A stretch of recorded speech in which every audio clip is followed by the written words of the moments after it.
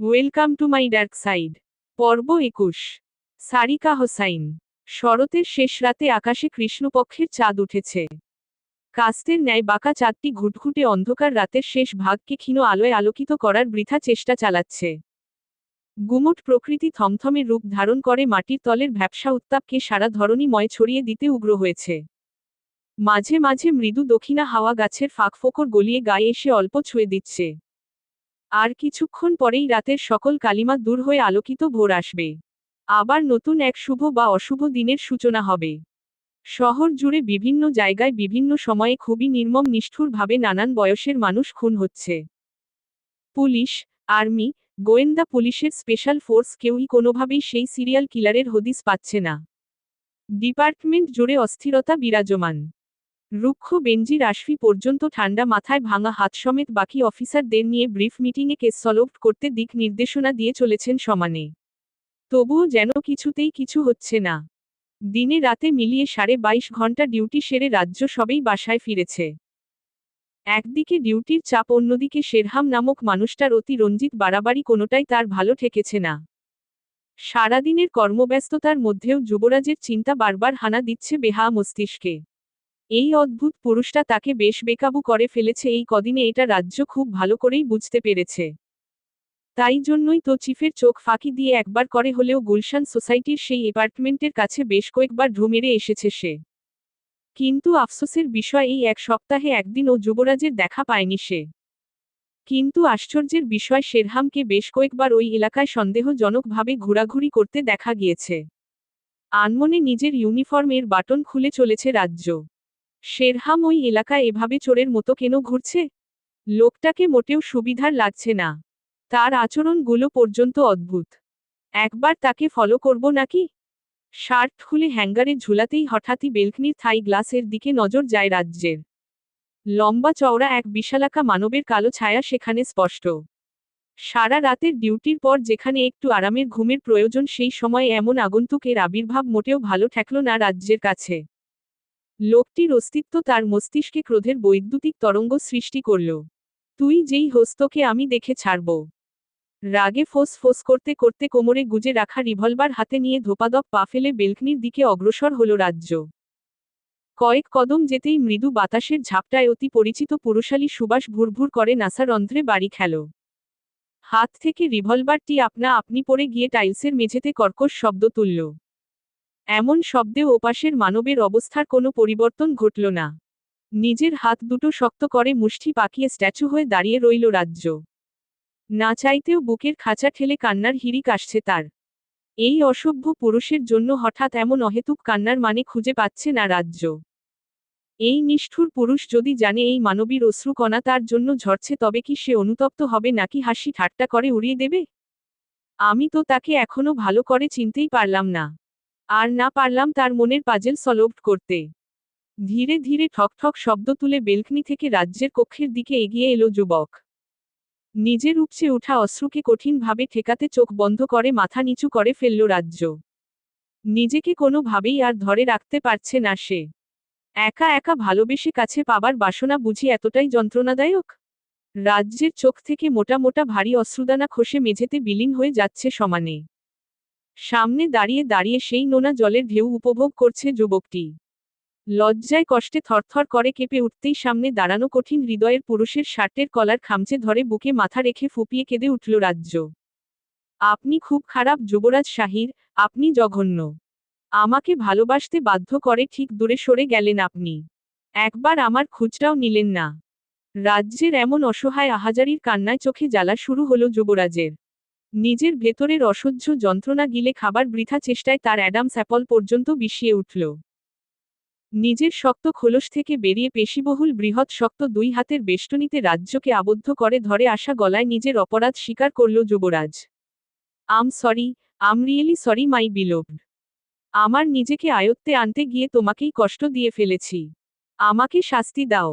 যুবরাজের মুখে শাস্তির কথা শুনে কলার ছেড়ে যুবরাজের মায়াবী মুখের দিকে তাকালো রাজ্য।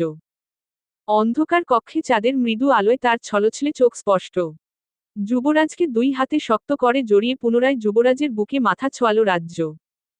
রাজ্যের মাথায় গাঢ় চুম্বন একে খোলা জানালা ভেদ করে দূর আকাশের বাঁকা চাঁদের দিকে দৃষ্টি পাতল যুবরাজ। তুমি আমাকে ভালোবেসে ভুল করছো রাজ্য।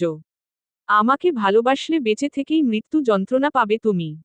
আমি কখনোই চাইব না তোমার ভাইয়ের সাথে যেই ঘটনা ঘটেছে তার দ্বিতীয়বার পুনরাবৃত্তি হোক। এর জন্য আমাকে মরতে হলে তাতেই আমি রাজি আছি। মনে মনে কথাগুলো বলে নিজের থেকে সরিয়ে রাজ্যের দুই বাহু ধরে সামনে দাঁড় করালো যুবরাজ। নিজের সকল দরদ লুকিয়ে রাজ্যকে স্বাভাবিক করতে দুষ্টু চোখে এক ভ্রু উঁচিয়ে রসিকতা মিশ্রিত কণ্ঠে বলে উঠল, তুমি কি আমাকে সিডিউস করার ধান্দা করছো জান? আমি কিন্তু এমনি এক কাঠি উপরে। আমাকে এভাবে আকর্ষণীয় রূপে সিডিউস করার কোনো প্রয়োজন নেই। দেব নাকি এক চোট ভালোবাসা? যুবরাজের এমন ঠোঁট কাটা কথায় লজ্জায় দুই কান ঝাঝা করে উঠল রাজ্যের। নিজের দিকে তাকিয়ে নিজেই চাপা আর্তনাদ করে দুই হাত কর্ষ করে বুকে চেপে ধরল। চিকন ফিতার সাদা রঙের ভেস্ট ভেদ করে শরীরের নিষিদ্ধ জিনিসের শেপ দৃষ্টিগত। হ্যাঙ্গারে ঝোলানো শার্টের দিকে অসহায় ভঙ্গিতে তাকিয়ে দুই ঠোঁট চেপে ধরে ঠায় দাঁড়িয়ে রইল রাজ্য। আপনি আসলেই একটা অসভ্য। আপনি ভূতের মতো ওখানে কোন দুঃখে দাঁড়িয়েছিলেন? তাই বলে ভূতের সামনে তুমি শার্ট খুলে চলে যাবে? ইচ্ছে করে গিয়েছি নাকি? তাহলে কিভাবে গিয়েছ? আরে আমি ভেবেছি কোনো কিলার এজন্য। এজন্য কিলারকে কিল করতে তুমি শার্ট খুলে ফেলবে? রাজ্য মৃদু চিৎকার করে বলে উঠল, আমি ড্রেস চেঞ্জ করতে গিয়ে আপনাকে দেখেছি। ওহ, আমার জন্য শার্ট খুলেছ? রাজ্য যুবরাজের বুকে হালকা পাঞ্চ মেরে নেশাক্ত কণ্ঠে বলে উঠল, আর একবার আমাকে জ্বালালে একদম মেরে দেব। এরকম ঘোর লাগানো দৃশ্য দেখে আমি হাজার বার মরতে রাজি আছি সোনামনি। এবার কিন্তু আমার সত্যি সত্যি অনেক লজ্জা লাগছে। ঝকঝকে সাদা দাঁতে নিজের ওষ্ঠ কামড়ে ধরে মেপে হাসল যুবরাজ। এরপর ঘোর লাগানো কণ্ঠে বলে উঠল, এভাবে লজ্জার কি আছে বেইব? হাত দুটো ছাড়া তো আর কিছুই দেখা যাচ্ছে না। এতেই এত লাজ? আমি নিজে থেকে যা যা দেখেছি সেটা জানলে তো তুমি এক্ষুনি মরে যাবে। কি দেখেছেন আপনি? অবাক স্বরে নেত্র বিস্ফারিত করে শুধালো রাজ্য। একটা চেয়ার টেনে বসে রাজ্যকে হাতে ধরে টেনে কোলে বসিয়ে তার গলার ভাঁজে মুখ ডুবিয়ে মাদকতা মিশ্রিত কণ্ঠে যুবরাজ বলে উঠল, সব। যুবরাজের উষ্ণ স্পর্শে কেঁপে উঠে যুবরাজের ঘাড়ের চুলে টেনে ধরল রাজ্য। শিহরণ জাগানো এই স্পর্শ তার সহ্যের বাহিরে। মনে হচ্ছে এমন স্পর্শ সে আগেও পেয়েছে। এই স্পর্শ আমার খুব চেনা যুবরাজ শাহির। আমি দিয়েছি তাই। নেশাক্ত কণ্ঠে সহজ স্বীকারোক্তি যুবরাজের। কবে? অবাক মিশ্রিত কণ্ঠে জানতে চায় রাজ্য। দ্বিধাহীন উত্তর দেয় যুবরাজ, প্রতিদিন। যুবরাজের কোল থেকে চট করে উঠে দাঁড়ালো রাজ্য। চারপাশে ইতোমধ্যে ভোরের আলো ফুটতে শুরু করেছে। অল্প কিছুক্ষণ এর মধ্যেই সূর্যটা লাল আভা ছড়াবে। মোডের ব্যাঘাত ঘটায় অসহায় বাচ্চাদের মতো মুখশ্রী নিয়ে রাজ্যের পানে চাইল যুবরাজ। তার ইনোসেন্ট চেহারা দেখে মনে হচ্ছে কেউ তাকে চকলেটের লোভ দেখিয়ে সামনে থেকে কেড়ে নিয়েছে। কি হয়েছে সোনা? উঠে গেলে কেন? আপনি প্রতিদিন এসে কি করেছেন আমার সাথে সত্যি করে বলুন। কাদো কাদো মুখশ্রীতে কথা খানা বলে যুবরাজের উত্তরের প্রতীক্ষায় রইল রাজ্য। ফুস করে লম্বা শ্বাস ছেড়ে যুবরাজ হাঁটুতে ভর দিয়ে উঠে দাঁড়ালো যুবরাজ। এরপর সিরিয়াস ভঙ্গিতে বলে উঠল, কিছু করলে এতদিন তোমার ছেলে আমাকে পাপা ডাকত। একদম হেয়ালি করবেন না আমার সাথে। সত্যি সত্যি আমি কিন্তু সিরিয়াস মোডে আছি। দুপা এগিয়ে রাজ্যের এলোমেলো হওয়া চুলগুলো কানের পিঠে গুজে দিয়ে যুবরাজ আদুরে কণ্ঠে বলে উঠল, আরে পাগল, কিছুই করিনি। শুধু চুমু খেয়ে জড়িয়ে ধরেছি। সারা রাত ঘুমিয়ে আবার ভোর বেলা চলে গেছি। তোমার অনুমতি ছাড়া ওসব করার ছেলে আমি নই বাবু। তাহলে আমি টের পেলাম না কেন? বড় বড় চোখে জানতে চাইল রাজ্য। ঘুমের ইঞ্জেকশন দিয়েছি না হলে তুমি আমাকে আদরের জন্য খামচে ধরতে। আপনি একটা অসভ্য বেহা। মেকি রাগ দেখিয়ে বলে উঠল রাজ্য। জানি। বলেই দাঁত কেলিয়ে বিগলিত হাসল যুবরাজ। আমি এখন ঘুমাবো। আপনি চলে যান। মা দেখে ফেললে সর্বনাশ হবে। যাবার কথা মনে পড়তেই মন ভার হলো যুবরাজের। বাচ্চাদের মতো ঠোঁট উল্টিয়ে রাজ্যের দুই হাত ধরে আবদার জানালো, আর একটু থাকি? একদম না। যাব। আলবাত। না গেলে কি হবে? বাবা আপনাকে ফাঁসিতে ঝুলাবে। আমি ফাঁসিতে ঝুলতে রাজি আছি। তোর মাংসের টেস্ট কেমন হবে যুবরাজ? আর তোর কলিজার ভুনা? তোকে কিছু করতে না পেরে শহরের অসহায় মানুষগুলোকে অযথা মেরে যাচ্ছি, এটা কোনো কথা বল? অবশ্য এর জন্য তুই পুরোপুরি দায়ী। আমাকে কেউ দোষ দিতে পারবে না। আজ যদি আমার হাতে তুই মরে যাস তাহলেই তো সব খেল খতম। ডক্টর রেহানের বোনকে পৃথিবীর শ্রেষ্ঠতম কষ্ট দিয়ে মারতে চেয়েছিলাম। ভেবেছিলাম ওটা তোর প্রেয়সী। প্রেয়সীর নৃশংস মৃত্যু একজন প্রেমিক পুরুষের জন্য কতটা কষ্টের এটা তোর থেকে ভালো আর কে জানে বল। কিন্তু খোঁজ নিয়ে জেনেছি তোর সাথে মেয়েটির কোনো লেনাদেনা নেই। কিন্তু আমি ডিসাইড করেছি ওকে মারব। তোর সাথে লেনাদেনা থাকুক বা না থাকুক। আমাকে ইগনোরের সাহস দেখিয়েছে এইটুকুন মেয়ে। শেরহামের জীবনে কোনো অপ্রাপ্তির রেকর্ড থাকবে না। আমি ঠিক ওকে বিয়ে করে আমার আসল রূপ চেনাব। ঘুটঘুটে অন্ধকার কক্ষে পাতানো ইজি চেয়ারে সমানে দোলে দোলে আবোল তাবোল বকে যাচ্ছে শেরহাম। পুরো ঘর অগোছালো নোংরা আর আষ্টেময় গন্ধে বমির উদ্রেক তোলার জন্য যথেষ্ট। সেই অসহনীয় পরিবেশে দিব্যি খোশমেজাজে দিন রাত পার করছে শেরহাম। পুরো ঘর জুড়ে ছড়িয়ে ছিটিয়ে আছে মানুষের হাড়, দাঁত আর মাথার খুলি। আবার কারো কারো অর্ধপচে যাওয়া ক্ষত বিক্ষত শরীর। বাইরে থেকে ফিটফাট প্রাসাদ তুল্য বাড়িটির ভেতরে এমন ভ্যাম্পায়ার দুর্গ, এটা ভেতরে না প্রবেশ করলে কেউ বাইরে থেকে অনুমানই করতে পারবে না। শেরহামের চিন্তার ব্যাঘাত ঘটল টেলিফোনের টুনটুন শব্দে। শব্দ শেরহামের একদম পছন্দ নয়। অন্ধকার কক্ষ আর নীরবতা মিশ্রিত পরিবেশ দুটো তার বেশ পছন্দ। টেলিফোনের শব্দে ক্রোধে গড়গড় করতে করতে চেয়ার ফেলে নিজের কক্ষ পেরিয়ে রক্তাক্ত সিঁড়ি বেয়ে ড্রয়িং রুমে নেমে এলো শেরহাম। এদিকে অস্বস্তিকর টেলিফোন বেজেই চলেছে। রাগে গজ গজ করতে করতে দাঁত খেঁচিয়ে ফোন কানে তুলল শেরহাম। কি ব্যাপার আব্দুল, ফোন তুলছিস না কেন? আর ওই পাগলটার কি অবস্থা? মমের মতো আব্দুলকেও রান্না করে খেয়ে ফেলেছি বাবা। বেশি তদারকি আমার একদম পছন্দ নয়। Welcome to my dark side. পর্ব 22। সারিকা হোসাইন। নির্ঘুম এক লম্বা রাত কোনো মতে এপাশ ওপাশ করে কাটিয়ে ভোরের আলো ফুটতেই ফজরের নামাজ শেষ করে জগিং এ বের হয়েছে রায়াফ। আজকাল তার কিছুই ভালো লাগছে না। দুশ্চিন্তা আর হতাশা চারদিক থেকে যেন তাকে গ্রাস করতে চাইছে।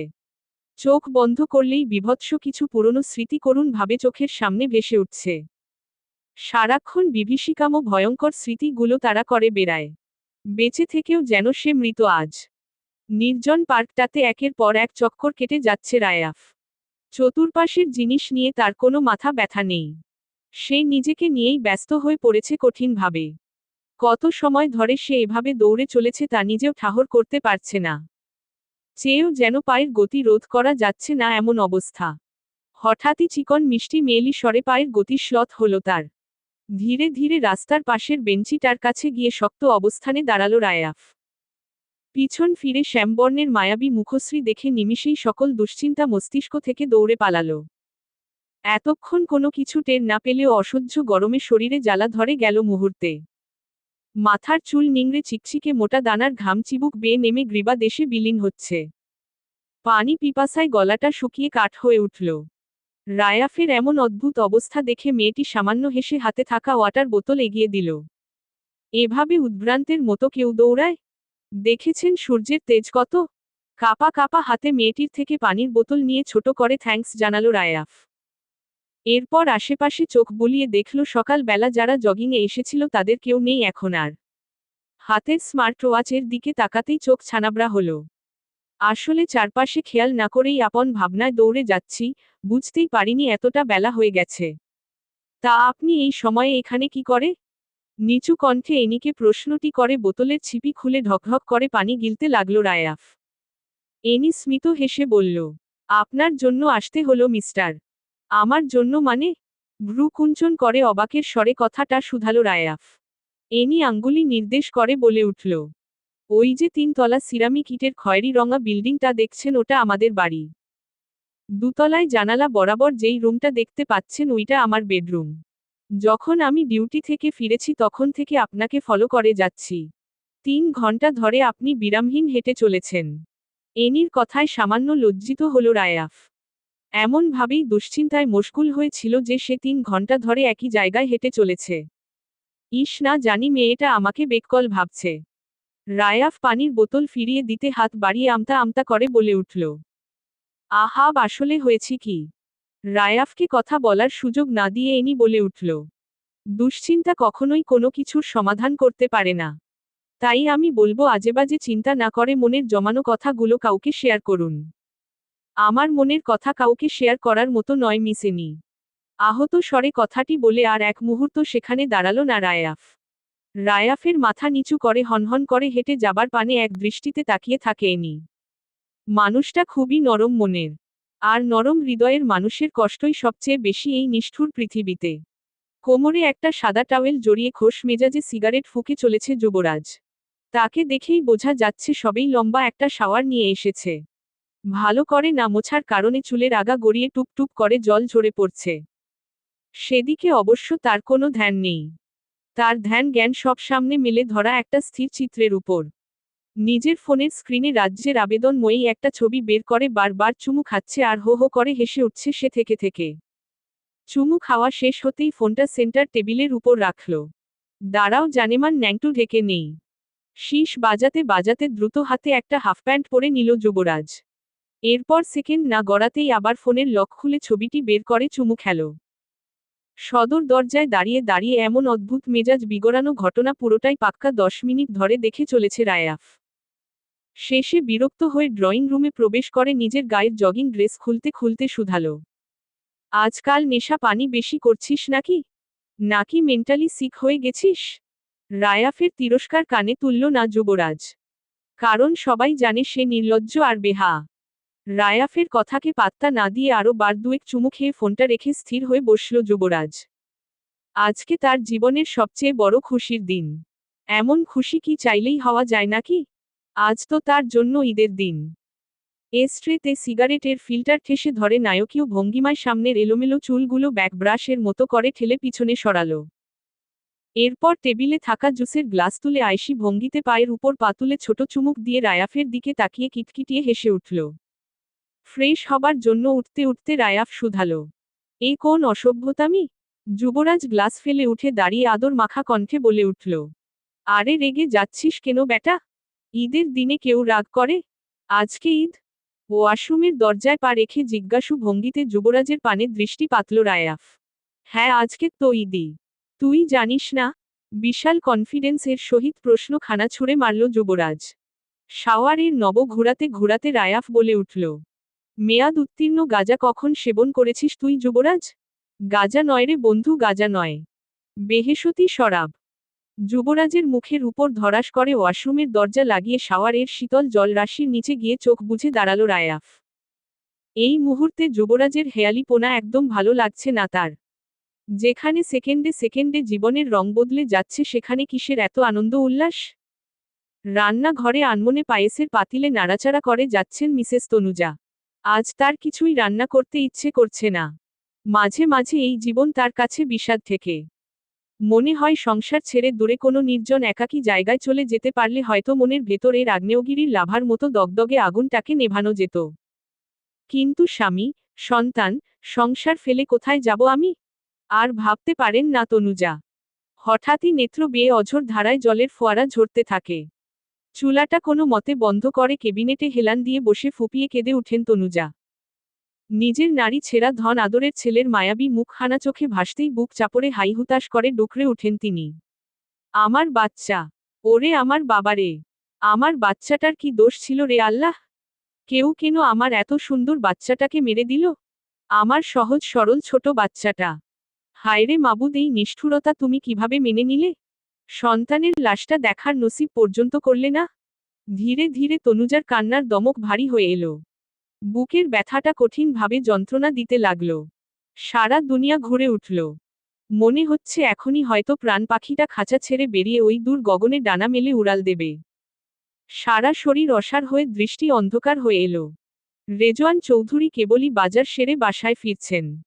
দরজার সামনে দাঁড়িয়ে বারবার কলিং বেল টিপে যাচ্ছেন কিন্তু কেউ দরজা খুলছেন না। এবার ভদ্রলোক বেশ চিন্তিত হলেন। নিশ্চয়ই তনুজা ঘরের এক কোণে বসে কাঁদছে। ছেলেটার জন্মদিন এলেই তনুজা এমন করে। এসব দেখার জন্য আর কতকাল বাঁচিয়ে রাখবে খোদা? এদিকে বারবার কলিং বেলের শব্দে ঘুমের ব্যাঘাত ঘটে রাজ্যের। সামান্য জাগ্রত হয়ে ভাবতে লাগে, কেউ দরজা খুলছে না কেন? বাসায় কি কেউ নেই নাকি? হঠাৎই তার বালিশের নিচে ফোনখানা ভো ভো শব্দে কাঁপতে থাকে। তড়িৎ গতিতে ফোন বের করে স্ক্রিনে বাবা লিখা দেখে বেশ অবাক হয় রাজ্য। ফোন কেটে যাবার আগেই ঝটপট ফোন রিসিভ করে হ্যালো বলার আগেই রেজওয়ান চৌধুরীর বিচলিত কণ্ঠস্বর পাওয়া যায়। তাড়াতাড়ি দরজাটা খুলো। তোমার মা মনে হয় আজকেও কাঁদছে। হঠাৎ ঘুম থেকে উঠার কারণে রাজ্যের ভোঁতা মস্তিষ্কে কিছুই ঢুকল না। তবুও তড়িঘড়ি করে সিঁড়ি ডিঙিয়ে দরজা খুলে অবুঝের মতো দাঁড়িয়ে রইল। সরে দাঁড়াও আমার সামনে থেকে। কথা খানা বলে রাজ্যকে ঠেলে ড্রয়িং রুমে প্রবেশ করলেন রেজওয়ান চৌধুরী। এরপর চিন্তিত স্বরে ডেকে উঠলেন, তনুজা। বেশ কয়েকবার ডেকেও তনুজার হদিস পাওয়া গেল না। পায়েসের গন্ধে পুরো লিভিং রুম মম করছে। গন্ধেই বলে দিচ্ছে কেবল রান্নাটা হয়েছে। চৌকস রাজ্য দৌড়ে কিচেনে ঢুকে চারপাশে চোখ বুলাতেই দেখতে পায় কেবিনেটে হেলান দিয়ে চোখ বুজে পড়ে আছেন তিনি। সাথে সাথেই রাজ্য চিৎকার করে ওঠে, মা! যুবরাজকে সাথে নিয়ে আজকে রায়াফের হসপিটালের যাবার কথা মানথলি চেকআপের জন্য। কিছুদিন ধরেই হুটহাট কাশি হচ্ছে, সাথে বুকে ব্যথা। লাংসের চেকআপ করাটা বেশ জরুরি। যুবরাজ আগেভাগে তৈরি হয়ে রায়াফকে তাগাদা দিল, তাড়াতাড়ি কর। ওই রাস্তাটা একটু বেলা হলেই জ্যাম লেগে যায়। গরম আমার একদম সহ্য হয় না, এটা তুই ভালো করেই জানিস। কথাগুলো বলে যুবরাজ চলে যেতেই দ্রুত হাতে নিজের কাপড় চোপড় পাল্টে নিল রায়াফ। আজকে সকাল থেকেই তার অদ্ভুত অনুভূতি হচ্ছে। বেহুদা ভয় মনে বাসা বেঁধেছে। হৃদপিণ্ডটা ধরাস ধরাস করে লাফিয়ে চলেছে সারাটাক্ষণ। কিছুক্ষণ পরেই কোনো রকম তৈরি হয়ে পার্কিং লটে যাবার উদ্দেশ্যে ঘর ছেড়ে বাইরে বেরোতে নিলেই আচমকা ফুলের টবের হোঁচট খেয়ে নখ উল্টে ফেলল রায়াফ। কাঁচা নখ ভেঙে তরতাজা লাল রক্ত বেরিয়ে এলো। ব্যথায় চোখ মুখ কুঁচকে মেঝেতে বসে পড়ল সে। অজানা আতঙ্কে না চাইতেও চোখ থেকে তসতসে অশ্রু দানা ঝরে পড়ল পায়ের উপর। গাড়ির স্টিয়ারিং এর উপর হাত রেখে উপুর হয়ে চোখ বন্ধ করে বসে আছে যুবরাজ। 15 মিনিট ধরে জমের মধ্যে পড়ে আছে তারা। আর সূর্যের ভালোবাসা দেখলে তো খুশিতে মরে যেতে ইচ্ছে করছে। নিজের সবটুকু উত্তাপ সযত্নে বিলিয়ে দিয়েছে ধরনীর মানুষের জন্য। যুবরাজের পাশে বসে চারপাশে অস্থির দৃষ্টি বুলাচ্ছে রায়াফ। গরমে আর এসির গন্ধে তার পেট গুলিয়ে উঠছে বারবার। হঠাৎই পাশের কালো রঙের একটা প্রাইভেট কারে রাজ্যকে অসহায় ভঙ্গিতে বসে থাকতে দেখে বেশ অবাক হল রায়াফ।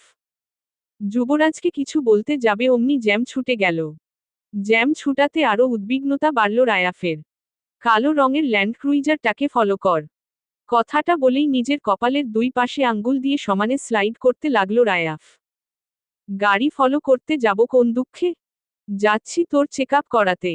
ভাবলেশীন ভাবে কথাটা বলে ড্রাইভিং এ মনোযোগ দিল যুবরাজ। গাড়িতে রাজ্যকে বিচলিত লাগল। কোথায় যাচ্ছে দেখা দরকার।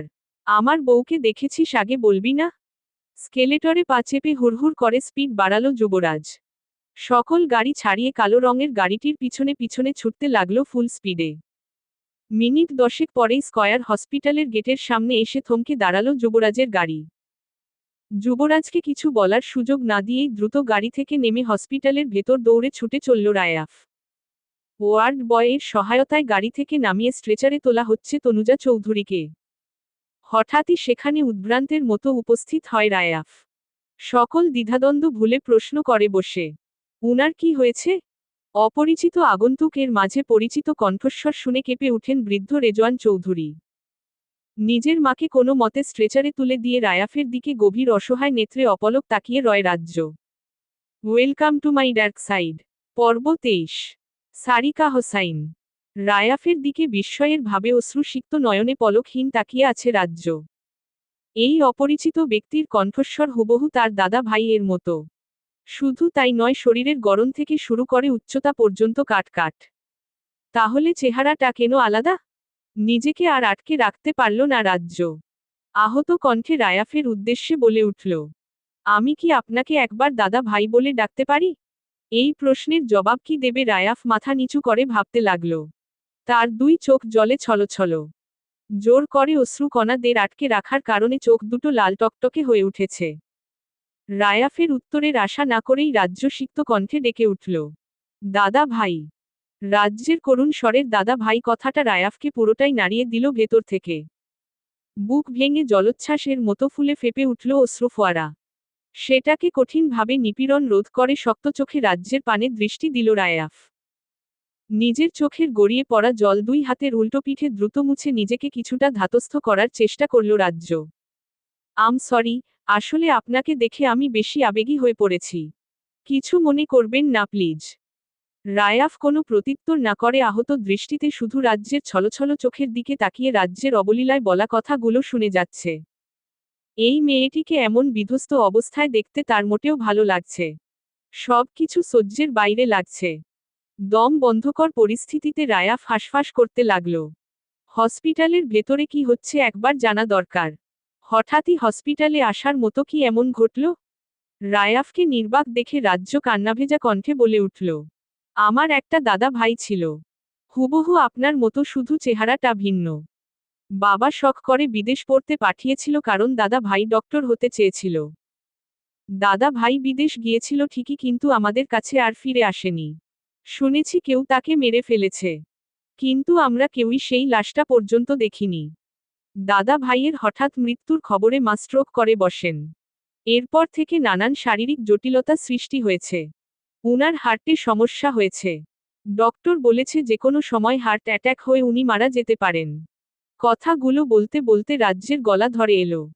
বোবা কান্নাগুলো দলা পাকিয়ে কণ্ঠ রোধ করার পরিস্থিতি হলো।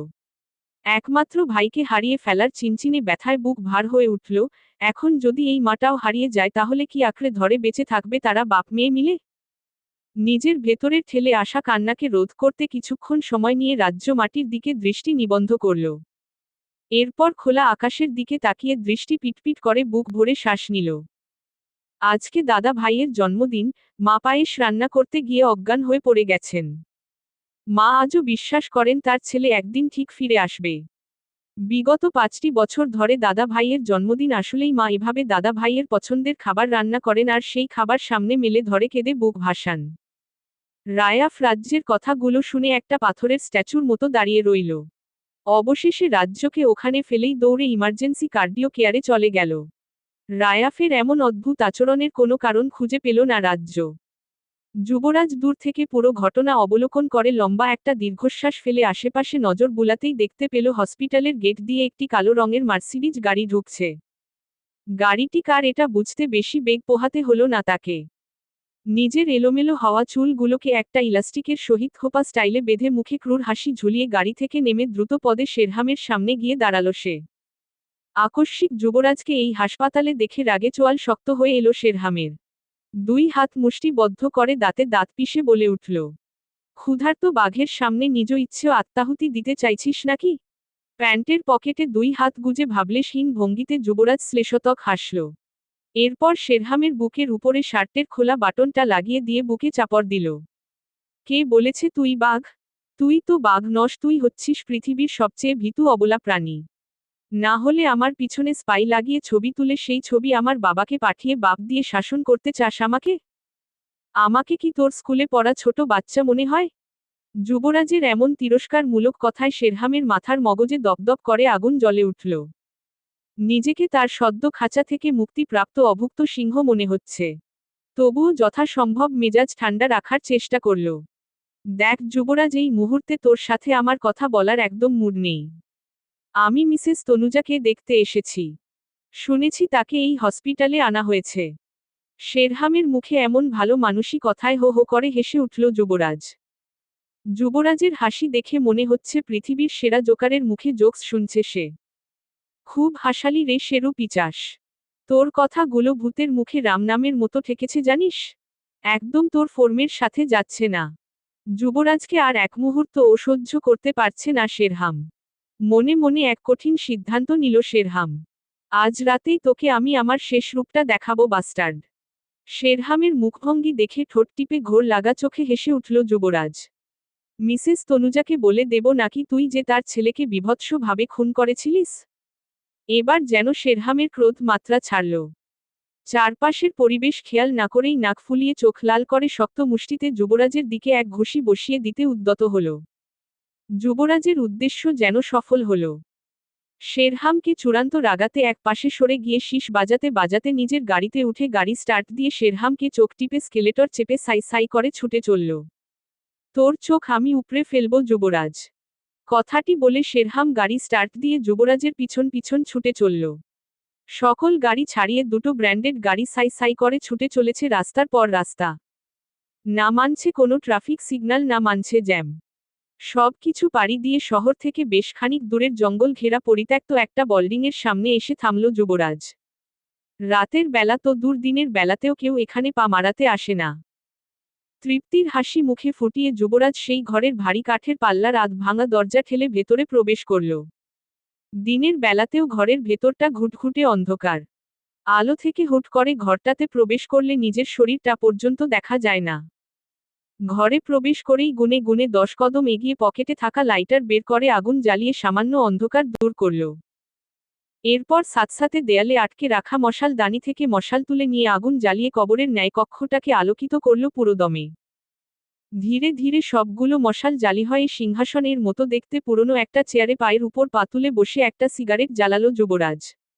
সেটাতে একটা শুক টান দিয়ে আয়েশে চোখ বুঝে চেয়ারে হেলান দিল। কক্ষ আলোকিত হতেই যুবরাজের শরীরের গন্ধে নিজের শিকল সমেত ঝনঝন শব্দ তুলে হিংস্র দাঁত বের করে দৌড়ে এলো সাদা কালো মিশেলের সাইবেরিয়ান হাস্কি কুকুর। এসেই যুবরাজের পায়ের কাছে প্রভু ভক্ত কুকুরের ন্যায় লকলকে জিভ বের করে সবুজ হিংস্র চোখে তাকিয়ে রইল। কারণ শিকার ছাড়া এই অন্ধকার কুঠুরিতে যুবরাজ কখনো আসেনি। আর মানুষের মাংস এই প্রাণীটির অত্যাধিক পছন্দের। মিনিট 5 পরে গাড়ির শব্দে সবগুলো দাঁত বের করে প্রশস্ত হাসল যুবরাজ, সাথে নেকড়ের ভয়ঙ্কর আওয়াজে উ শব্দে ডেকে উঠল কুকুরটি। আয়েশি ভঙ্গিতে বারবার সিগারেট ফুঁকে সেগুলোর ধোঁয়া ঘরের আনাচে কানাচে ছড়িয়ে উঠকো গন্ধে পুরো কক্ষ আলোড়িত করে ফেলল যুবরাজ। তখন বাদেই অকেজো আধ ভাঙা দরজার ঘরঘর শব্দ পাওয়া গেল। তবুও যুবরাজের কোনো নড়াচড়া পরিলক্ষিত হল না। কুকুরটি বারবার দাঁত খিচিয়ে গড়গড় শব্দ করছে শুধু। তার যেন আর তর সইছে না। গত 3 দিনের অভুক্ত কিনা। কক্ষে কারো উপস্থিতি টের পেতেই যুবরাজ বিশ্রী শব্দে হাসল, সেই সাথে 4 পায়ে উঠে দাঁড়ালো সাইবেরিয়ান হাস্কি। সেই হাসির শব্দ বিকট ভাবে প্রতিটা দেয়ালে বাড়ি খেয়ে আরো ভয়ঙ্কর সুর তুলল। হাসি শেষ হতেই বাদামি মণি যুক্ত চোখে দৃষ্টি মেলে এক পা চেয়ারের গদিতে তুলে আরেক পা লম্বা ভাবে মেলে দিয়ে হাঁটুতে হাতের ভর দিয়ে গালে হাত রাখল যুবরাজ। কুকুর আর যুবরাজ দুজন দুজনের দিকে ক্রূর দৃষ্টি মেলল। Welcome, welcome dear brother Sherham. Welcome to my hell and also welcome to my dark side. Welcome to my dark side. পর্ব 24। সারিকা হোসাইন। বিশাল ঘন জঙ্গলের বড় বড় গজারি আর নাম না জানা উঁচু বৃক্ষের অন্ধকার পেরিয়ে একদম শেষ মাথায় সগর্বে দাঁড়িয়ে আছে পরিত্যক্ত একটি প্রাসাদ তুল্য বাড়ি।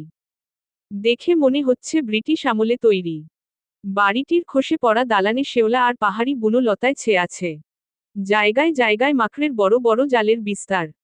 মাথার উপরে থেকে থেকেই অদ্ভুত প্রাণীর ভয়ঙ্কর ডাক শোনা যাচ্ছে।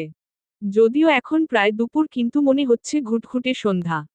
মাঝে মাঝেই বিষাক্ত সাপের হিস হিস নিঃশ্বাসের শব্দকর্ণ কুহরে এসে বাড়ি খাচ্ছে। কোনো সাধারণ মানুষ তো দূরে থাক, পৃথিবীর সর্বশেষ যেই সাহসী ব্যক্তি অবশিষ্ট আছে সেও হয়তো এখানে পা মারাতে আপত্তি জানাবে। প্রাসাদ তুল্য সেই বাড়ির বেজমেন্ট জুড়ে মানুষের পচে যাওয়া রক্ত আর মাংসের বিশ্রী উটকো গন্ধ। সেই গন্ধে 1 সেকেন্ড টেকাও যেন দায় হয়ে পড়েছে। কক্ষের মেঝেতে দেয়ালে কিছু কিছু রক্তের ছাপ একদম তরতাজা। দেখে মনে হচ্ছে কেবলই কোনো মানুষ বা প্রাণীর প্রাণ বধ করা হয়েছে। পুরো মেঝে জুড়ে মানুষের খাবলা খাবলা হাড়যুক্ত মাংস আর হাড় পড়ে রয়েছে। আলো বা রোদ কিছুই প্রবেশ না করার কারণে রক্তগুলো শুকিয়ে যাবার বদলে জমাট বেঁধে পোকা জন্ম দেবার উপক্রম হয়েছে। ভ্যাপসা গরম, সাথে পরিবেশ, অপরিচিত পোকামাকড় আর পচা গন্ধে যে কারো পেট গুলিয়ে বমি আসতে সেকেন্ড সময়ের ব্যবধানও লাগবে না। কিন্তু দুজন জলজ্যান্ত লম্বা চওড়া সুঠাম দেহের সুদর্শন যুবক কোনো প্রকার অস্বস্তি ছাড়াই দুজন দুজনের দিকে ক্রূর দৃষ্টিতে তাকিয়ে রয়েছে। ভাবখানা এমন, তারা পরিষ্কার তকতকে সুন্দর রণভূমিতে যুদ্ধের ঘোষণা করছে। যুবরাজের সাইবেরিয়ান হাস্কি কুকুরটা লাল টকটকে লম্বা জিভ খানা বের করে গড়গড় শব্দ করতে করতে শেরহামের চারপাশে চক্রাকারে ঘুরে যাচ্ছে। যুবরাজ হুকুম করা মাত্রই যেন সে তার বিষাক্ত চোখা দাঁতগুলো জায়গা মতো বসিয়ে ছিঁড়ে আনবে রক্তের নালি। সিগারেটের শেষ টান দিয়ে যুবরাজ উঠে দাঁড়াল। এরপর শেরহামের সামনে এসে দাঁড়িয়ে হো হো শব্দ তুলে কিছুক্ষণ হেসে মুহূর্তেই মুখে কাঠিন্য ভাব আনল। How do you feel in my hell bro? Did you like the place? Tell me how can I serve you? এমন জঘন্য পরিস্থিতিতে যুবরাজের এমন হেয়ালিপনা দেখে শেরহামের মাথায় যন্ত্রণা ধরে গেল। মাথার মগজে কিলবিলিয়ে উঠা ক্রোধকে জিহ্বার ডগা এনে শেরহাম যুবরাজের উদ্দেশ্যে বলে উঠল। এতভাবে তোকে মাটিতে মুখ থুবড়ে আছাড় খাওয়ালাম, তবুও আমার সম্পর্কে তোর জ্ঞান বোধ কিছু হয়নি নাকি? যুবরাজ ক্রোধিত নজরে শেরহামের হাত পাকড়াও করে, মুহূর্তেই জোরে টান দিয়ে শেরহামের হাত থেকে একটা লোম টেনে তুলে ফেলল নিমিষেই। সেই লোম শেরহামের চোখের সামনে তুলে ধরে দাঁতে দাঁত পিষে বলল, তুই আমার একটা বালও বাঁকা করতে পারিসনি। যুবরাজের কথা শুনে শেরহাম প্রচণ্ড অদ্ভুত হাসল।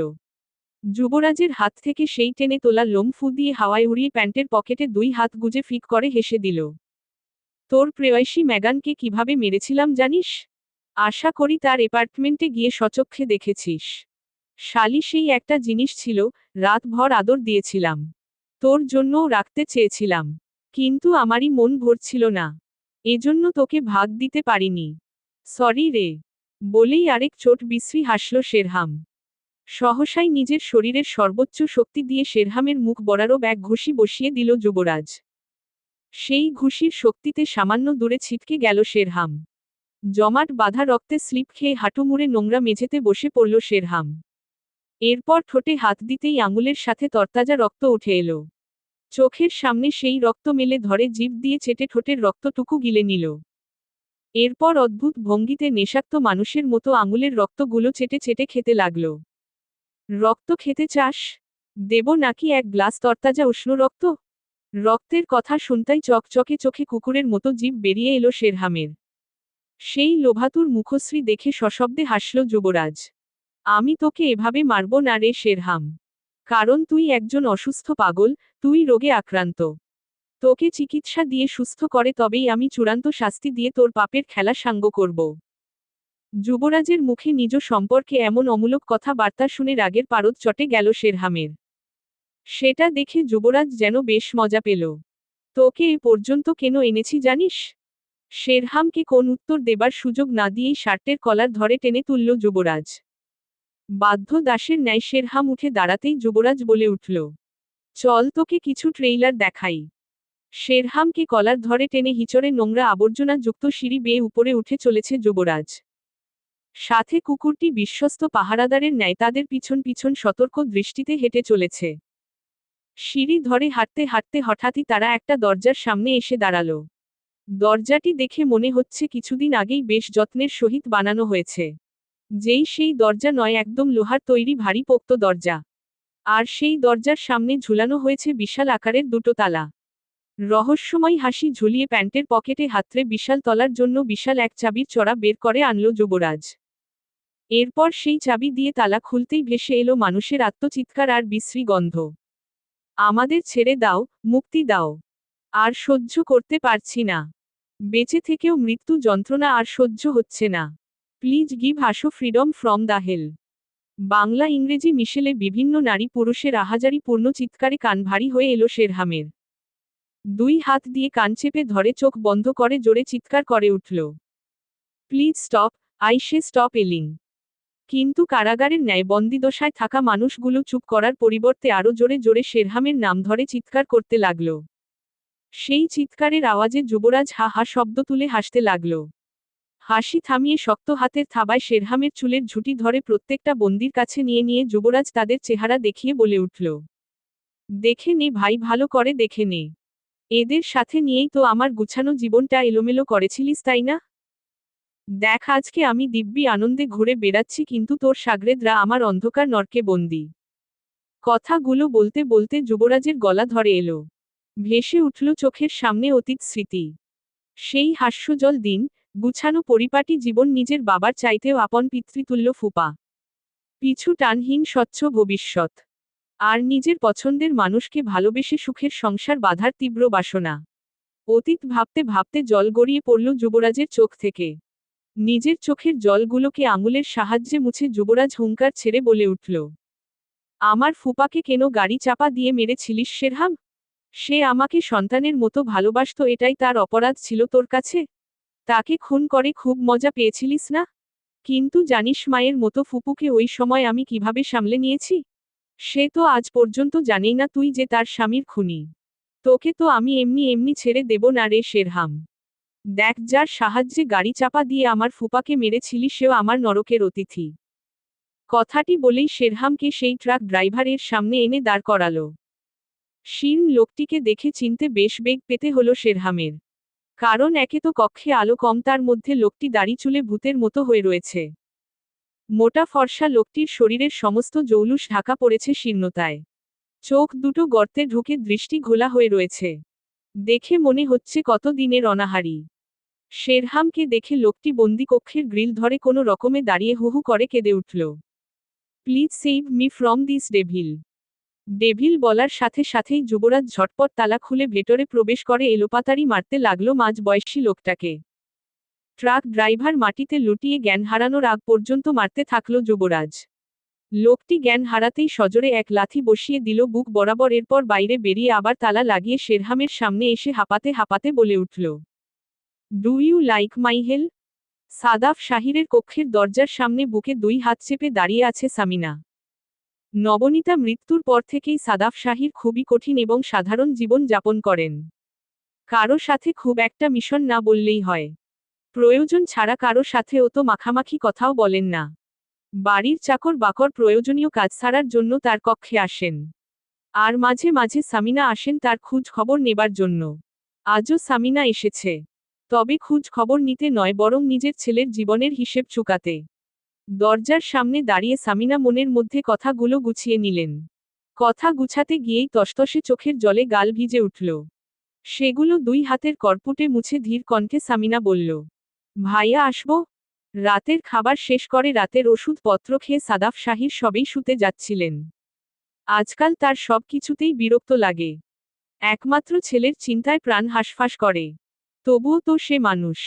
সন্তান হোক আর যাই হোক, অপরাধের ঊর্ধ্বে গিয়ে সন্তানকে ভালোবাসা সম্ভব নয়। সামিনার কণ্ঠ শুনে বিছানায় উঠতে নিয়ে থেমে গেলেন সাদাফ। টেবিল ল্যাম্পের ক্ষীণ আলোয় সামিনার কাতর মুখশ্রী স্পষ্ট। এত রাতে এলি যে? জরুরি কিছু বলবি? ধীর পায়ে সামিনা সাদাফ শাহিরের সামনে এসে দাঁড়িয়ে বলে উঠলেন, নবনীতার ভাইয়ের ছেলে আমার ছেলের জীবনটা এভাবে নরক বানিয়ে দিল, আর বাবা হয়ে তুমি সেটার খোঁজ পর্যন্ত নিলে না? কেমন বাবা তুমি? সামিনার এমন অদ্ভুত ভয়ঙ্কর কথায় চমকে উঠলেন সাদাফ। কি বলছিস তুই এসব শামু? ভুল কিছুই বলিনি ভাইয়া।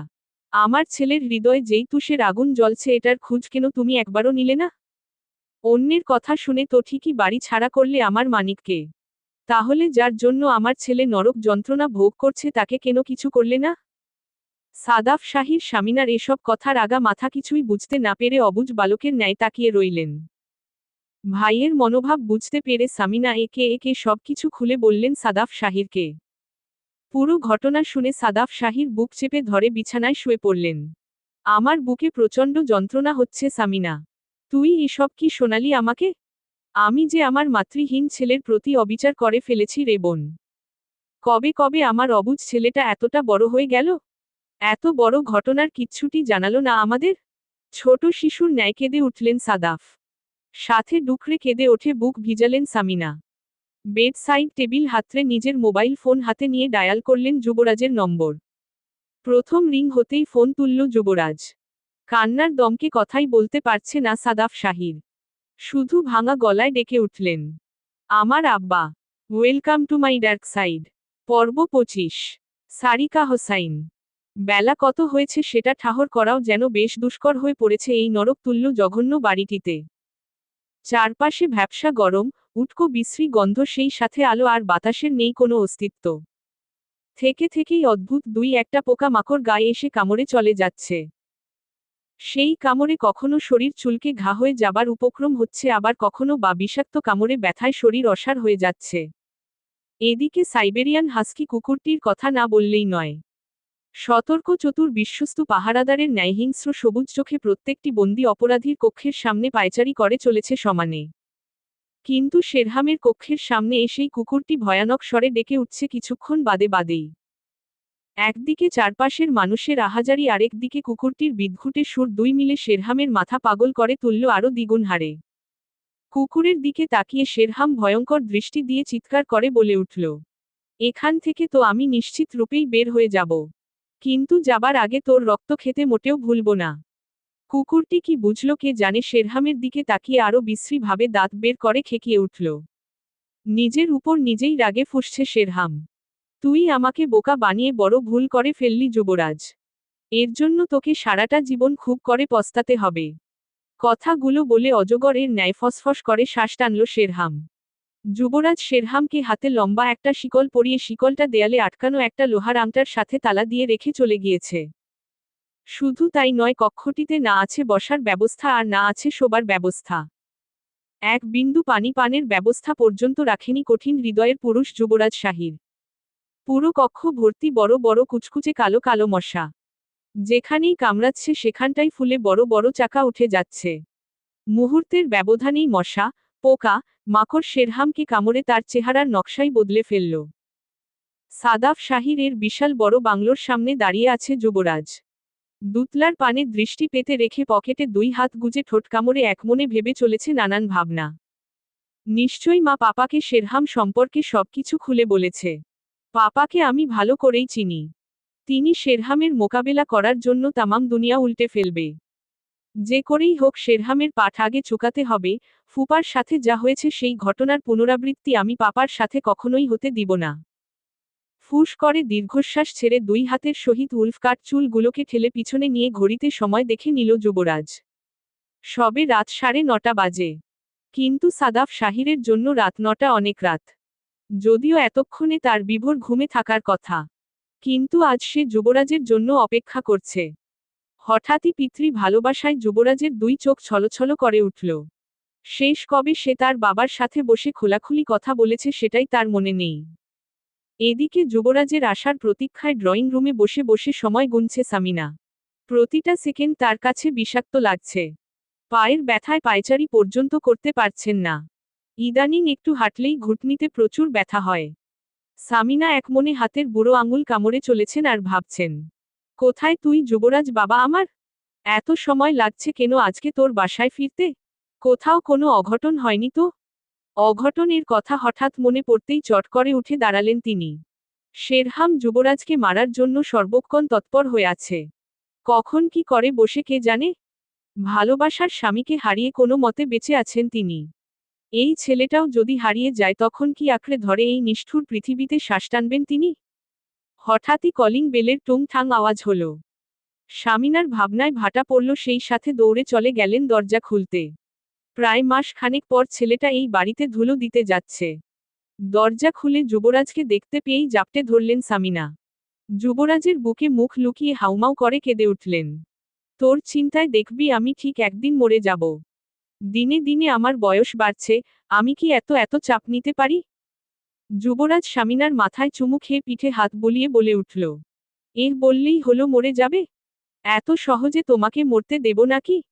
সামিনাকে বুক থেকে টেনে তুলে তার দুই চোখের জল সযত্নে মুছিয়ে দিল যুবরাজ। এরপর ফিসফিস কণ্ঠে শুধালো, তোমার জাদ্রেল ভাই কি জেগে আছেন? সামিনা সহসাই যুবরাজের কানমলে দিয়ে বলে উঠলেন, সব সময় শুধু দুষ্টুমি তোর, তাই না? উনি তোর জন্য অনেক সময় ধরে অপেক্ষা করছেন। ভাইজানের শরীরটা ভালো নেই। তাড়াতাড়ি দেখা করে আয়, আমি নিচেই আছি। খাবার বাড়ব তোর জন্য। সামিনার হাতের রান্না খাবার লোভে যুবরাজের চোখ চকচক করে উঠল। এক্ষুনি যাব আর আসব। কথাটি বলেই লাফিয়ে লাফিয়ে সিঁড়ি ধরে সাদাফ শাহিরের কক্ষের দিকে দৌড় লাগাল। মিসেস তনুজার কেবিনের সামনে দাঁড়িয়ে আছে রায়াফ। কিছুক্ষণ আগেই সে কেবিনের পাশের নার্স স্টেশনে থাকা ডিউটিরত নার্স থেকে তনুজার কেস হিস্টোরি জেনেছে। উহু নার্স মোটেও এমনি এমনি মুখ খোলেনি। নিজের ডক্টরি আইডি কার্ড দেখানোর পর ধীরে সুস্থে মুখ খুলে সব উগলেছে। অতিরিক্ত চিন্তা থেকে প্রেশার বেড়ে গেছে অনেকটা। শুধু তাই নয়, বিভিন্ন মানসিক হাইপার টেনশনে বুকে চাপ দিয়েছে প্রচণ্ডভাবে। তার এই বুকের ব্যথা একদিন দুদিনের নয়, বরং দীর্ঘ 5 বছর ধরে এই ব্যথা বয়ে বেড়াচ্ছেন তিনি। শুধু তাই নয়, হৃদযন্ত্রেও বেশ কিছু সমস্যা দেখা দিয়েছে। যখন তখন হার্ট অ্যাটাক করে মারাও যেতে পারেন। মিসেস তনুজার এতগুলো রোগের বর্ণনা শুনে মাথা ঝিম ধরে গেল রায়াফের। কি করবে না করবে কিছুই যেন গুছিয়ে উঠতে পারছে না সে। আরে আপনি এখানে? কণ্ঠটি কার তা ঠাহর করতে বেশি সময় নিল না রায়াফ। মেয়েটিকে কিছু বুঝতে না দিয়ে নিজেকে দ্রুত ধাতস্থ করে বলে উঠল, জি আমি একটা দরকারে এসেছি। আপনার কোনো পেশেন্ট ভর্তি এখানে? এনির এমন প্রশ্নে কিছুটা ঘাবড়াল রায়াফ। এরপর চারপাশে চোখ বুলিয়ে বলে উঠল, হেমাটোলজি কেবিনে এক পরিচিত আত্মীয়কে দেখতে এসেছিলাম, এখন চলে যাচ্ছি। তা আপনি এখানে কি করে? আমার ফ্রেন্ড প্লাস কলিগ রাজ্যের মা এই কেবিনে ভর্তি। রাজ্যের হসপিটালে আসতে একটু দেরি হবে তাই আমাকে পাঠিয়েছে 2 ঘন্টার জন্য। কেন উনার বাবা ভেতরে নেই? তাৎক্ষণিক প্রশ্নটি করে আকুল চিত্তে উত্তরের আশায় এনির পানে তাকিয়ে রইল রায়াফ। এনি সামান্য চিন্তাযুক্ত ভাব মুখশ্রীতে ফুটিয়ে বলল, আসলে আঙ্কেল আন্টির থেকে আরো বেশি অসুস্থ। আচ্ছা, আমি যদি আপনার সাথে ওনার কেবিনে ঢুকি আপনি কি মাইন্ড করবেন? আমি প্রমিস করছি আমি কোনো শব্দ করব না। চুপচাপ থাকব। রায়াফের এমন করুণ আবদারে নিষেধ করতে পারল না এনি। ঠিক আছে, আসুন। এনির পিছন পিছন স্পেশাল কেবিনের দরজা ঠেলে ভেতরে প্রবেশ করল রায়াফ। শীর্ণ দেহের অবচেতন মানুষটিকে দেখেই বুকের ভেতরটা মুষড়ে উঠল তার। এনির অগোচরে কোনো মতে নিজের বুকটা চেপে ধরে পাশে থাকা সোফায় ধপ করে বসে পড়ল রায়াফ। চোখের কোণে জমা জলগুলোকে লুকাতে নীরবে 2 চক্ষু মুদে চুপচাপ দেয়ালে মাথা হেলান দিয়ে বসে রইল। হঠাৎই চোখের সামনে ছোটবেলার কিছু মধুর স্মৃতি এসে হানা দিল। কত মধুর দিনই না ছিল সেগুলো, তবে আজ কেন সব তিক্ততায় ভরা? ঘুমন্ত তনুজা হঠাৎই নড়ে চড়ে উঠলেন। হাতে তার ক্যানুলা লাগানো, সেটাতে স্যালাইন পাস হচ্ছে ধীর গতিতে। তনুজার নড়াচড়ার শব্দ হতেই রায়াফ চোখ মেলে তাকালো। অসাবধানতাবশত নড়ার কারণে স্যালাইন ড্রপ বন্ধ হয়ে পাইপে বেশ খানিকটা রক্ত উঠে গেল তার। এটা দেখে এনি ঘাবড়াতেই রায়াফ দ্রুত উঠে খুব দক্ষ হাতে সেকেন্ডের ব্যবধানে সব ঠিক করে দিল। তনুজা সবটাই অবলোকন করে অশ্রুসিক্ত চোখে রায়াফের পানে কিছুক্ষণ তাকিয়ে রইলেন। এরপর হাতের ইশারায় এনিকে ডাকলেন। কোনো প্রয়োজন ভেবে এনি তনুজার কাছে আসতেই তনুজা ফ্যাসফ্যাসে ধীর কণ্ঠে বলে উঠলেন, তুমি বাইরে যাও, আমি এই ডক্টরের সাথে একটু একাকী কথা বলতে চাই।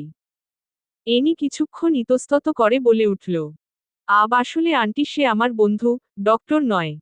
কিন্তু এনির কথা মানতে নারাজ তনুজা। এনি মনে মনে ভাবল, অসুস্থ মানুষ যা ভেবে খুশি থাকতে চায় থাকুক, আমার কি। রায়াফকে হাতের ইশারায় দ্রুত কথা শেষ করার ইঙ্গিত দিয়ে বাইরে বেরিয়ে এলো এনি। এনি বাইরে বের হতেই রায়াফের হাত খামচে ধরে উঠে বসতে চাইলেন তনুজা। তনুজার অকুলিবিকুলি দেখে রায়াফ অস্থির কণ্ঠে বলে উঠল, ম্যাডাম আপনি প্লিজ শান্ত হন, আপনার এমন উত্তেজিত হওয়া ঠিক নয়। আপনার খারাপ লাগছে? ডক্টর ডাকবো? তনুজা রায়াফের 2 হাত নিজের করপুটে নিয়ে অজস্র চুমুতে ভরিয়ে দিয়ে বলে উঠলেন, মায়ের চোখ ফাঁকি দেবার সাধ্যি কার আছে খোকন সোনা। সাদাফ শাহিরের আলো ঝলমলে কক্ষে তার পা দুটোকে পরম মমতায় জড়িয়ে ধরে মেঝেতে বসে সাদাফ শাহিরের কোলে মাথা রেখে বসে আছে যুবরাজ। যুবরাজের ঘন কেশ গুচ্ছে ধীর গতিতে আঙ্গুলি সঞ্চালনায় মজে আছেন সাদাফ শাহির। আজ যেন তার কাছে কোনো 30 বছরের যুবক নয়, সেই 5 বছরের ছোট যুবরাজ বসে আছে। ছেলের মাথায় হাত বুলাতে বুলাতে অশ্রু বিসর্জন দিলেন সাদাফ শাহির। তোমার মায়ের মৃত্যুর পর আমি আর কেন বিবাহ বন্ধনে জড়াইনি জানো? শুধুমাত্র তোমার আদরে ভাগ হবে বলে। তুমি আমার কাছে সত্যিকারের অর্থেই যুবরাজ হিসেবে ছিলে। আমি আমার সবকিছু উজাড় করে তোমাকে ভালোবেসেছিলাম বাবা। তাহলে কোন দুঃখে পাপার সাথে এতটা দূরত্বের দেয়াল তৈরি করলে? তাহলে কি আমিও আর 10টা বাবার মতো শুধু বাবাই হয়ে রইলাম? ভালো বন্ধু হতে পারলাম না? কথাগুলো বলতে বলতে সাদাফ শাহিরের গলা ধরে এলো। আরও কিছু বলতে চাইলেন কিন্তু কান্নার হিড়িকে কিছুই বলতে পারলেন না। পাপা আমি সব তোমাকে বলতে চেয়েছিলাম। শুধু একটা কারণেই বলিনি, কারণ বললে শেরহামের সামনে গিয়ে দাঁড়াতে তুমি, আর শেরহাম তোমার ক্ষতি করে দিত। কারণ ও আমাদের মতো সুস্থ মানুষ নয়। ওর জন্মগত ব্রেন ফাংশনে প্রবলেম আছে। সব সময় ও একটা কল্পনার দুনিয়ায় থাকে। তুমি যখন এত করেই বলছো তাহলে তোমার মামার সাথে এ বিষয়ে কথা বলি কি বলো? যুবরাজ সহসাই সাদাফ শাহিরের পা শক্ত করে চেপে ধরে বলে উঠল, পাপা এই কাজ ভুলেও করো না। মা নিজেই এই খেলার মাস্টার মাইন্ড। যুবরাজের মুখে নিজের ভালোবাসার স্ত্রীর বড় ভাইয়ের এমন কুকীর্তির আলাপ শুনে অবাকের চূড়ান্ত পর্যায়ে পৌঁছে গেলেন সাদাফ শাহির। কাদের ভরসা করেছি আমি এতদিন? এদের কাছে আমি আমার ছেলের দায়িত্ব দিতে চেয়েছিলাম? আর ভাবতে পারেন না সাদাফ শাহির। তিনি মনে মনে সিদ্ধান্ত নিলেন, এর একটা চূড়ান্ত বিহিত আমি করেই ছাড়ব। তার জন্য আমার যা হয় হোক। সাদাফ শাহিরের সাথে আরও কিছুক্ষণ বাক বিনিময় করে করা হুঁশিয়ারি জারি করে তাকে ভালোভাবে বিছানায় শুইয়ে লাইট নিভিয়ে বাইরে বেরিয়ে এলো যুবরাজ। আপাতত শেরহাম কিছুদিন মশার কামড় খাক, আমি শাশুড়িকে সুস্থ করে বউ নিয়ে একটু রোমাঞ্চ করি। কথাগুলো আপন মনে ভাবতেই লাজুক হাসল যুবরাজ। যদিও লজ্জা নারীর ভূষণ, তবুও তার আজ হঠাৎই লজ্জা লাগার কারণ সে নিজেই খুঁজে পাচ্ছে না। কিরে আম্মুর দায়িত্ব তোকে দিলাম আর তুই এখানে দাঁড়িয়ে কি করছিস? রাজ্যের হঠাৎ আগমনে হকচকিয়ে উঠে এনি। নিজের ফোন টিপা বন্ধ করে মোবাইল খানা ব্যাগে পড়তে পড়তে বলে উঠে, আর বলিস না, আমার এক ফ্রেন্ডকে আন্টি ডক্টর ভেবে গুলিয়ে ফেলেছে। এখন আমাকে কেবিন থেকে বের করে দিয়ে উনারা দুজন কথা বলছে। তোর আবার কোন ফ্রেন্ড? চিন্তিত ভঙ্গিতে শুধালো রাজ্য। ওই যে তোকে বলেছিলাম না। মুখে লাজুক তার রক্তিম আভা নিয়ে মিয়ে যাওয়া গলায় উত্তর দিল এনি। রাজ্য এনির বন্ধু নিয়ে মাথা না ঘামিয়ে নিজের মায়ের চিন্তায় ধাম করে দরজা খুলে কেবিনে প্রবেশ করল। কেবিনে ঢুকেই নিজের মায়ের বুকে জাপটে ধরে অশ্রু বিসর্জন দেয়া সকালের পরিচিত সেই ছেলেকে দেখে সারা দুনিয়া দুলে উঠল রাজ্যের। হাত থেকে ফলমূলের ব্যাগগুলো নিঃশব্দে মেঝেতে পড়ে গড়াগড়ি খেতে লাগল। রাজ্য আহত কান্নারত কণ্ঠে ডেকে উঠল, দাদা ভাই রে, welcome to my dark side. পর্ব ২৬। সারিকা হোসাইন। নিস্তব্ধ হসপিটালের দামি কেবিন জুড়ে ফিনাইলের উটকো গন্ধের উপস্থিতি বিদ্যমান। জানালার সাদা পাতলা পর্দাগুলো স্থির হয়ে দেয়াল গড়িয়ে শটান হয়ে ঝুলে রয়েছে। নর্মাল টেম্পারেচার এসি চলছে। দুজন মানুষের অতিরিক্ত আবেগ জড়ানো ঘন নিঃশ্বাসের শব্দ ছাড়া আর কোনো শব্দ পরিলক্ষিত হচ্ছে না। মিসেস তনুজা রায়াফের বা হাতটা শক্ত করে এখনো ধরে রয়েছেন আর নীরবে কেঁদে বুক ভাসাচ্ছেন। এখন আর তিনি শব্দ করে কাঁদতে পারেন না, সামান্য একটু কাঁদলেই বুকে প্রচণ্ড ব্যথা অনুভব করেন। রায়াফ এবার তার চোখের কঠিন শাসনে আটকে রাখা জলগুলোকে ছেড়ে দিল। মাথা নিচু করে রাখার কারণে রায়াফের উষ্ণ জলরাশি মিসেস তনুজার হাতে উপর পতিত হল। তোর কাছে কোনো কিছুর ব্যাখ্যা আমি চাইব না বাবা। তুই বেঁচে আছিস সেটাই আমার কাছে অনেক। আমি শুধু চাই যেরকম ভাবেই হোক তুই ভালোভাবে বেঁচে থাক, আমাদের সামনে থাক। আর কিছু চাওয়ার নেই রে বাবা। তনুজার কথা খানা শেষ হবার সাথে সাথেই ছোট অবুঝ শিশু দীর্ঘ সময় ধরে তার মায়ের দেখা না পেয়ে ব্যাকুলতায় কেঁদে যখন বুক ভাসায় আর হঠাৎই মায়ের আগমনে সব ভুলে মাকে জাপটে ধরে মায়ের বুকে মুখ লুকিয়ে রাখে রায়াফও ঠিক সেভাবেই তনুজাকে জড়িয়ে ধরে ফুপিয়ে শব্দ করে কেঁদে উঠল। তোমাদের ছেড়ে এতগুলো বছর থাকতে আমার অনেক কষ্ট হয়েছে মা। আমি তো মরেই গিয়েছিলাম। দ্বিতীয়বার যে আমার জন্ম হয়েছে গো মা। মা ছেলের কান্নার দমকে ভারী হলো কেবিন রুম। হঠাৎ রাজ্যের আগমনে হকচকিয়ে উঠলেন তনুজা এবং রাগাফ দুজনেই।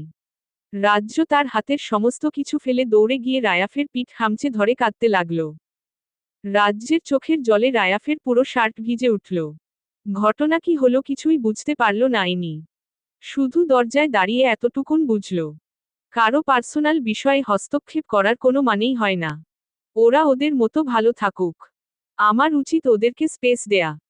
এনি সন্তর্পণে দরজা চাপিয়ে দিয়ে লিফট ধরে গ্রাউন্ড ফ্লোরে নেমে এলো। এসে একটা ট্যাক্সি ক্যাব ধরে নিজের বাড়ির উদ্দেশ্যে পা বাড়ালো। আর মনে মনে কিছু একটা ভেবে মুচকি হাসল।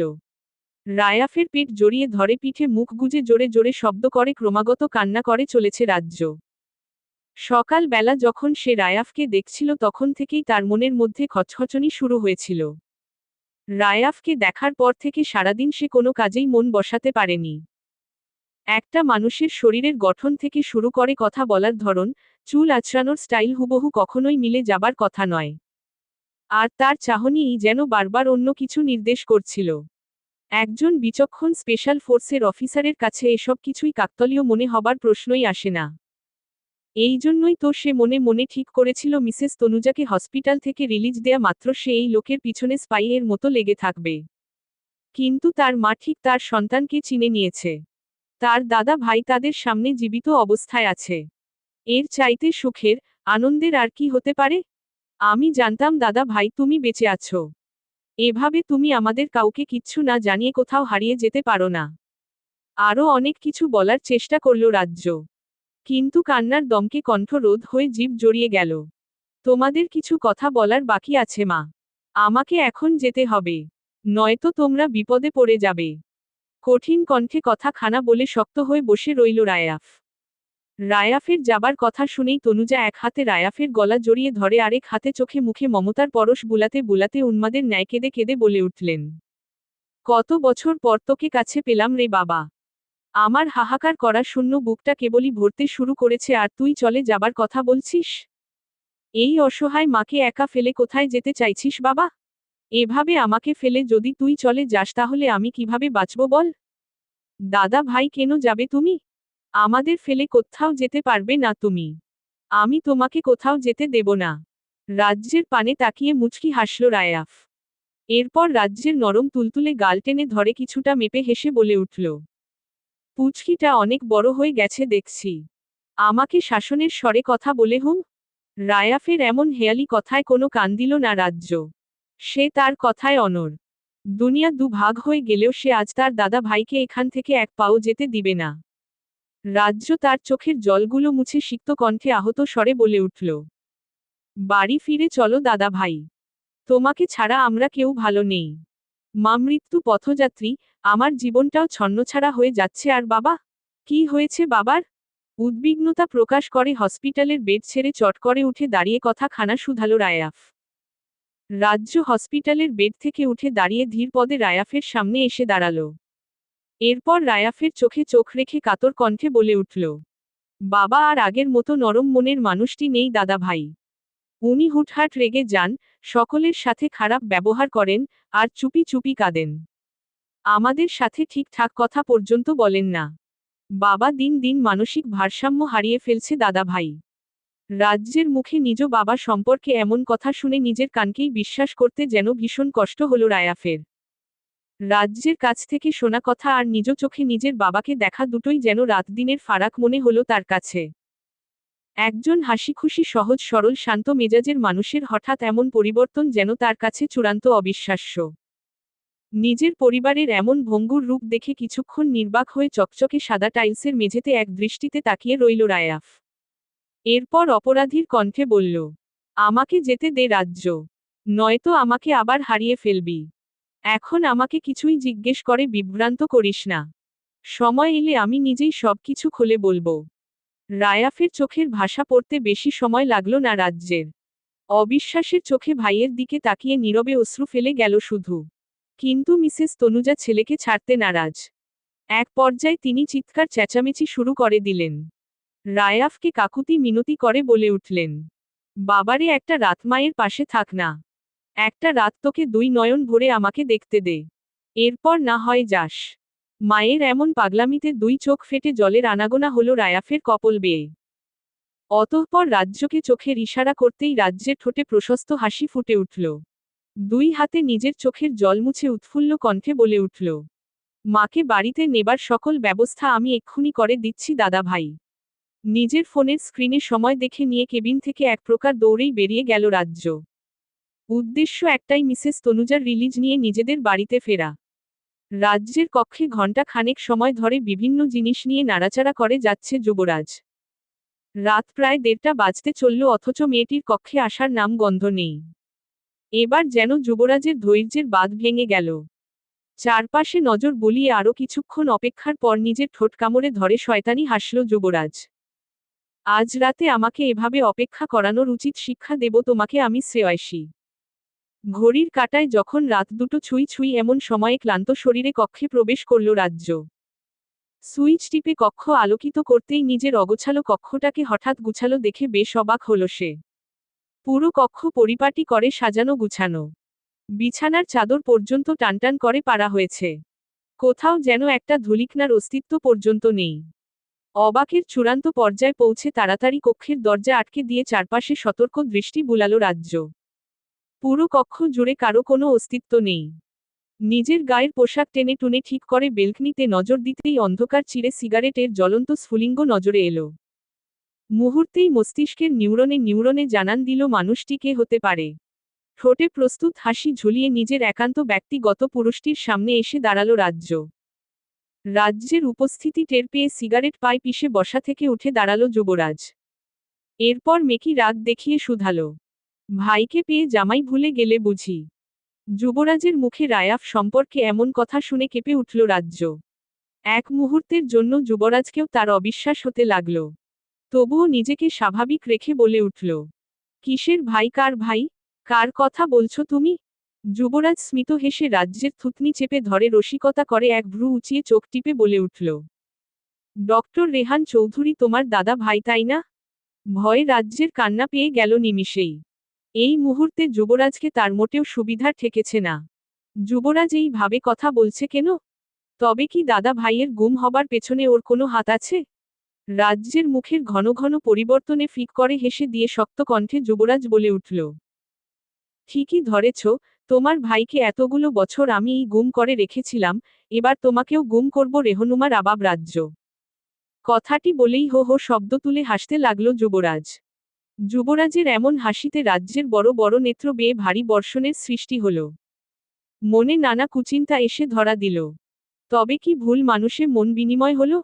দাদা ভাইকে কি আবার হারিয়ে ফেলবো আমরা? এবার কে বাঁচাবে আমার পরিবারকে? যুবরাজ তার উষ্ণ হাতের আঙ্গুলির স্পর্শে রাজ্যের চোখের জল মুছিয়ে কপালে ঠোঁটের উষ্ণ পরশ একে বলে উঠল, এতটাই অবিশ্বাস যখন, তখন আমাকে ভালোবাসলে কেন জান? যুবরাজের কণ্ঠে এমন আহত স্বর শুনে মুখ তুলে যুবরাজের মুখপানে তাকালো রাজ্য।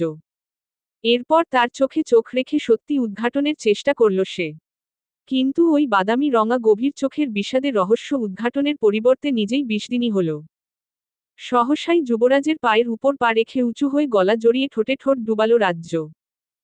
রাজ্যের সম্মোহনী স্পর্শে যুবরাজের সর্বাঙ্গ ভূমিকম্পের ন্যায় কেঁপে উঠল, সাথে দূর হল সকল অভিমান। পায়ের রক্ত মাথায় ছলকে উঠে উত্তপ্ত শরীরে নিষিদ্ধ বাসনার জন্ম নিল। নিজেকে সংযত করতে দুই হাত মুষ্টিবদ্ধ করে দুই চোখ বুজে ঠায় দাঁড়িয়ে রইল যুবরাজ। যুবরাজকে শক্ত করে জড়িয়ে ধরে কানের কাছে মুখ নিয়ে ফিসফিস করে রাজ্য বলে উঠল, আপনাকে চিনতে বড্ড দেরি হয়ে গেল doctor UV. Welcome to my dark side. পর্ব ২৭। সারিকা হোসাইন। শুনশান নীরব স্তব্ধ রজনী, তারকাখচিত আকাশের নৈরিত কোণ থেকে ধীরে ধীরে শুক্ল পক্ষের চাঁদখানা বিদায় নিতে চলেছে। রাস্তার নেড়ি কুকুরগুলোর ঘেউ ঘেউ পর্যন্ত কর্ণকুহরে আসছে না। চারপাশে এলোমেলো বাতাসের অস্তিত্ব খুব করে টের পাওয়া যাচ্ছে। রাজ্যের কক্ষের ভারী পর্দাগুলো সেই বাতাসের দাপটে সমান তালে উড়ে চলেছে, সেই সাথে রাজ্যের ঝলমলে খুশবু যুক্ত চুল। ডিম লাইটের মৃদু নীলচে আলোয় শক্ত আলিঙ্গনে দুজন প্রাপ্ত বয়স্ক মানব মানবী একজন আরেকজনকে আবদ্ধ করে রেখেছে। তাদের উত্তপ্ত ভারী নিঃশ্বাস ব্যতীত আর কোনো সারা শব্দ পাওয়া যাচ্ছে না। যুবরাজের প্রশস্ত বুকে চোখ বন্ধ করে পরম শান্তিতে মাথা রেখে যুবরাজকে শক্ত করে জড়িয়ে রেখেছে রাজ্য। যুবরাজের বুকের ধূপধাপ হার্টবিটের প্রত্যেকটা হাতুড়ি পেটানো বাড়ি তার হৃদয়ের দরজায় করা নেড়ে চলেছে বিরামহীনভাবে। সেই শব্দে বারবার শিউরে উঠছে রাজ্য, আর থেকে থেকে যুবরাজের পিঠে শক্ত করে খামচে ধরছে। রাজ্যের হৃদয়ের উত্তাল বাসনা টের পেয়ে শব্দ করে হেসে ফেলল যুবরাজ। যুবরাজের হাসি দেখে কিছুটা থতমত খেল রাজ্য। এরপর বুক থেকে ঝটপট মাথা সরিয়ে যুবরাজকে ধাক্কা দিয়ে সরিয়ে দিল। আপনি একটা খারাপ আর চূড়ান্ত অসভ্য লোক, আমারই ভুল হয়েছে আপনাকে প্রশ্রয় দেয়া, এক্ষুনি বেরিয়ে যান আমার রুম থেকে ফাজিল লোক কোথাকার। কথাটি বলেই অভিমান করে অন্যদিকে মুখ ঘুরিয়ে নিল রাজ্য। এটা দেখে যুবরাজ আরও একচোট হেসে নিজেকে স্বাভাবিক করে আদুরে কণ্ঠে শুধালো, আমার সাথে যোগাযোগ বন্ধ করেছিলে কেন? যুবরাজের এহেন প্রশ্নে ধক করে উঠল রাজ্যের বুক। কি উত্তর দেবে সে এই প্রশ্নের? সে তো নিজেই জানে না কি কারণে হঠাৎ এই বজ্জাত ছেলেকে সে এভয়েড করেছে। কি হলো এনসার দিচ্ছ না কেন সোনামণি? ভালোবাসার দোজ কি কম পড়েছিল? কথাটি বলে রাজ্যের দিকে সামান্য ঝুঁকে আবার ফিক করে হেসে দিল যুবরাজ। এবার রাজ্য নিজেকে সাধু জাহির করতে মিন মিন করে বলে উঠল, আপনি কি বলেছিলেন আমাকে ফোনে মনে নেই? কি বলেছিলাম? কি বলেননি? আচ্ছা কি বলেছিলাম বলো তো শুনি। আমি বলতে পারবো না অমন অসভ্য কথা। কেমন অসভ্য কথা? যুবরাজের সেই পুরনো কথা মস্তিষ্কে হানা দিতেই লজ্জায় দুই গাল রক্তিম হয়ে কান দুটো গরম হয়ে উঠল রাজ্যের। নিজের লাল হয়ে যাওয়া গাল দুটো দুই হাতের সহিত চেপে ধরে পুরনো ভাবনায় ডুব দিল রাজ্য। রেহান আর রাজ্যের মধ্যে বয়সের ফারাক ছিল মাত্র 6। তাদের দুই ভাই বোনের বয়সের ফারাক অল্প হওয়াতে দুজনের সখ্যতা ছিল বেশ। ছোটবেলা থেকেই রেহান ছিল শান্ত ঠান্ডা মেজাজের অধিকারী। এরকম ভদ্র বাচ্চার দেখা পাওয়া দুষ্কর, এরকমটাই প্রশংসা করত প্রতিবেশীরা রেহান সম্পর্কে। রেহান ছোট থেকেই খুবই নরম মনের মানুষ ছিল। এদিকে রাজ্য ছিল জেদি বুদ্ধিমতী আর কিছুটা ধূর্ত প্রকৃতির। রেহান যখন বাসায় জেদ শুরু করে ডক্টরি পড়তে বিদেশ যাবে, তখন মিসেস তনুজা আর রেজওয়ান চৌধুরী রাজ্যের দিকে তাকিয়ে বুকে পাথর বেঁধেছিলেন। কারণ মেয়েটা তাদের অন্ধের যষ্ঠির মতো। কোনো প্রকার বাছো বিচার না করেই রেজওয়ান চৌধুরী রাজ্যকে আঁকড়ে ধরে রেহানকে বিদেশে পড়তে পাঠান। রেজওয়ান চৌধুরী তার এক বন্ধুর সহায়তায় New York Albert Einstein medical college and medicine research ইনস্টিটিউটে রেহানকে অ্যাডমিট করতে সক্ষম হন। সে সময়ের সবকিছুই যেন স্বপ্নের মতো সুন্দর ছিল। রেহান নিয়ম করে সপ্তাহে 3 দিন বাড়িতে কল করত। হঠাৎই একদিন রেহান জানায় তার একজন দেশি রুমমেট এসেছে। কিন্তু ছেলেটা বিদেশেই বড় হয়েছে, এমনকি দেখতে শুনতেও বিদেশিদের মতো। সবাই তাকে ইউভি নামে চিনে। মিসেস তনুজা আর রেজওয়ান চৌধুরী আগ্রহের বসে একদিন ছেলেটার সাথে কথা বললেন। ছেলেটার কথাবার্তায় প্রচণ্ড ম্যাচিউরিটি বিদ্যমান। একজন 17 বছরের তরুণের কাছে এমন ম্যাচিউরিটি প্রত্যাশা করাও যেন আশ্চর্যের বিষয়। শুধু তাই নয়, ছেলেটি মানুষের উদাসী বিক্ষিপ্ত মন নিমিষেই ভালো করার উস্তাদও বটে। এমবিবিএস শেষ করে রেহান যখন ইন্টার্নি করছিল রাজ্য তখন ইন্টার বোর্ড এক্সামের প্রস্তুতি নিচ্ছে। পরীক্ষা একদম দরজায় এসে ঠকঠক করে করা নাড়ছে, এরকম শ্বাসরুদ্ধকর অবস্থা। যে করেই হোক সবচাইতে ভালো রেজাল্ট করে তাকে তার দাদা ভাইয়ের সমকক্ষ হতেই হবে। গভীর রাতে নিজের পড়াশোনা শেষ করে কেবলমাত্র বিছানায় শোবার প্রস্তুতি নিচ্ছে রাজ্য, এমন সময় টুং করে একটা মেসেজ আসে তার ফোনে। মেসেজের শব্দে বেশ অবাক হয় রাজ্য। এত রাতে কে মেসেজ দিল? দাদা ভাই তো এত রাতে কখনোই মেসেজ দেবার কথা নয়। তবে কৌতূহলবশত ফোন হাতে নিয়ে হোয়াটসঅ্যাপে ঢুকতেই আগত মেসেজ দেখে সারা শরীরে অদ্ভুত এক শিহরণ খেলে যায় শর্ষি বালিকার। সেই বার্তাটি ভালো করে নজর বুলানোর আগেই দ্বিতীয় বার্তা এসে হাজির। এত রাত জেগে পড়াশোনা করে নিজের চেহারা কেন খারাপ করছো বউ? তোমাকে বউ বলে সম্বোধন করছি, এজন্য আমার মোটেও অস্বস্তি হচ্ছে না এবং আমি এটার জন্য কাউকে কোনো জবাবদিহিতা করতেও রাজি নই। তুমিই আমার ভবিষ্যৎ বউ। একবার যখন এমন অসভ্য পুরুষের নজরে পড়ে গেছো আমার থেকে আর তোমার নিস্তার নেই রাজ্য সোনা। অনেক দিন ধরে নিজেকে সামলে রেখেছি, আজকে আর সম্ভব হলো না। আমি যে বড্ড বেসামাল। নামের দিকে নজর দিতেই সংক্ষেপে চোখে পড়ল ইউ। ভয় উচ্ছ্বাসে কাঁপা কাঁপা হাতে মেসেজ দাতার নামের উপর ক্লিক করতেই গভীর 2টি বাদামি চোখ নজর কাড়ল।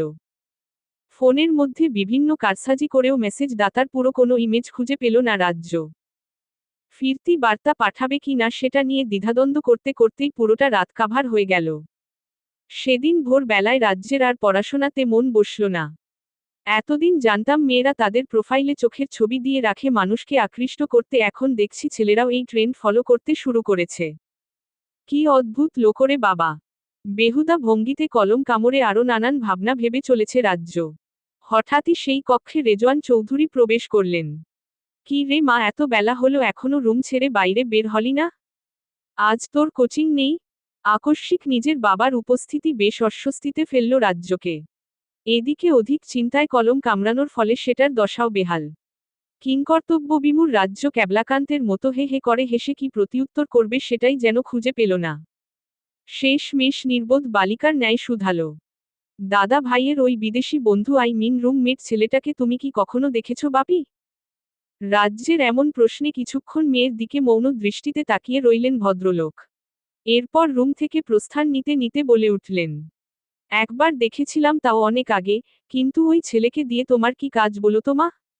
রেজওয়ান চৌধুরীর পাল্টা প্রশ্নে খুক খুক করে কেসে উঠল রাজ্য।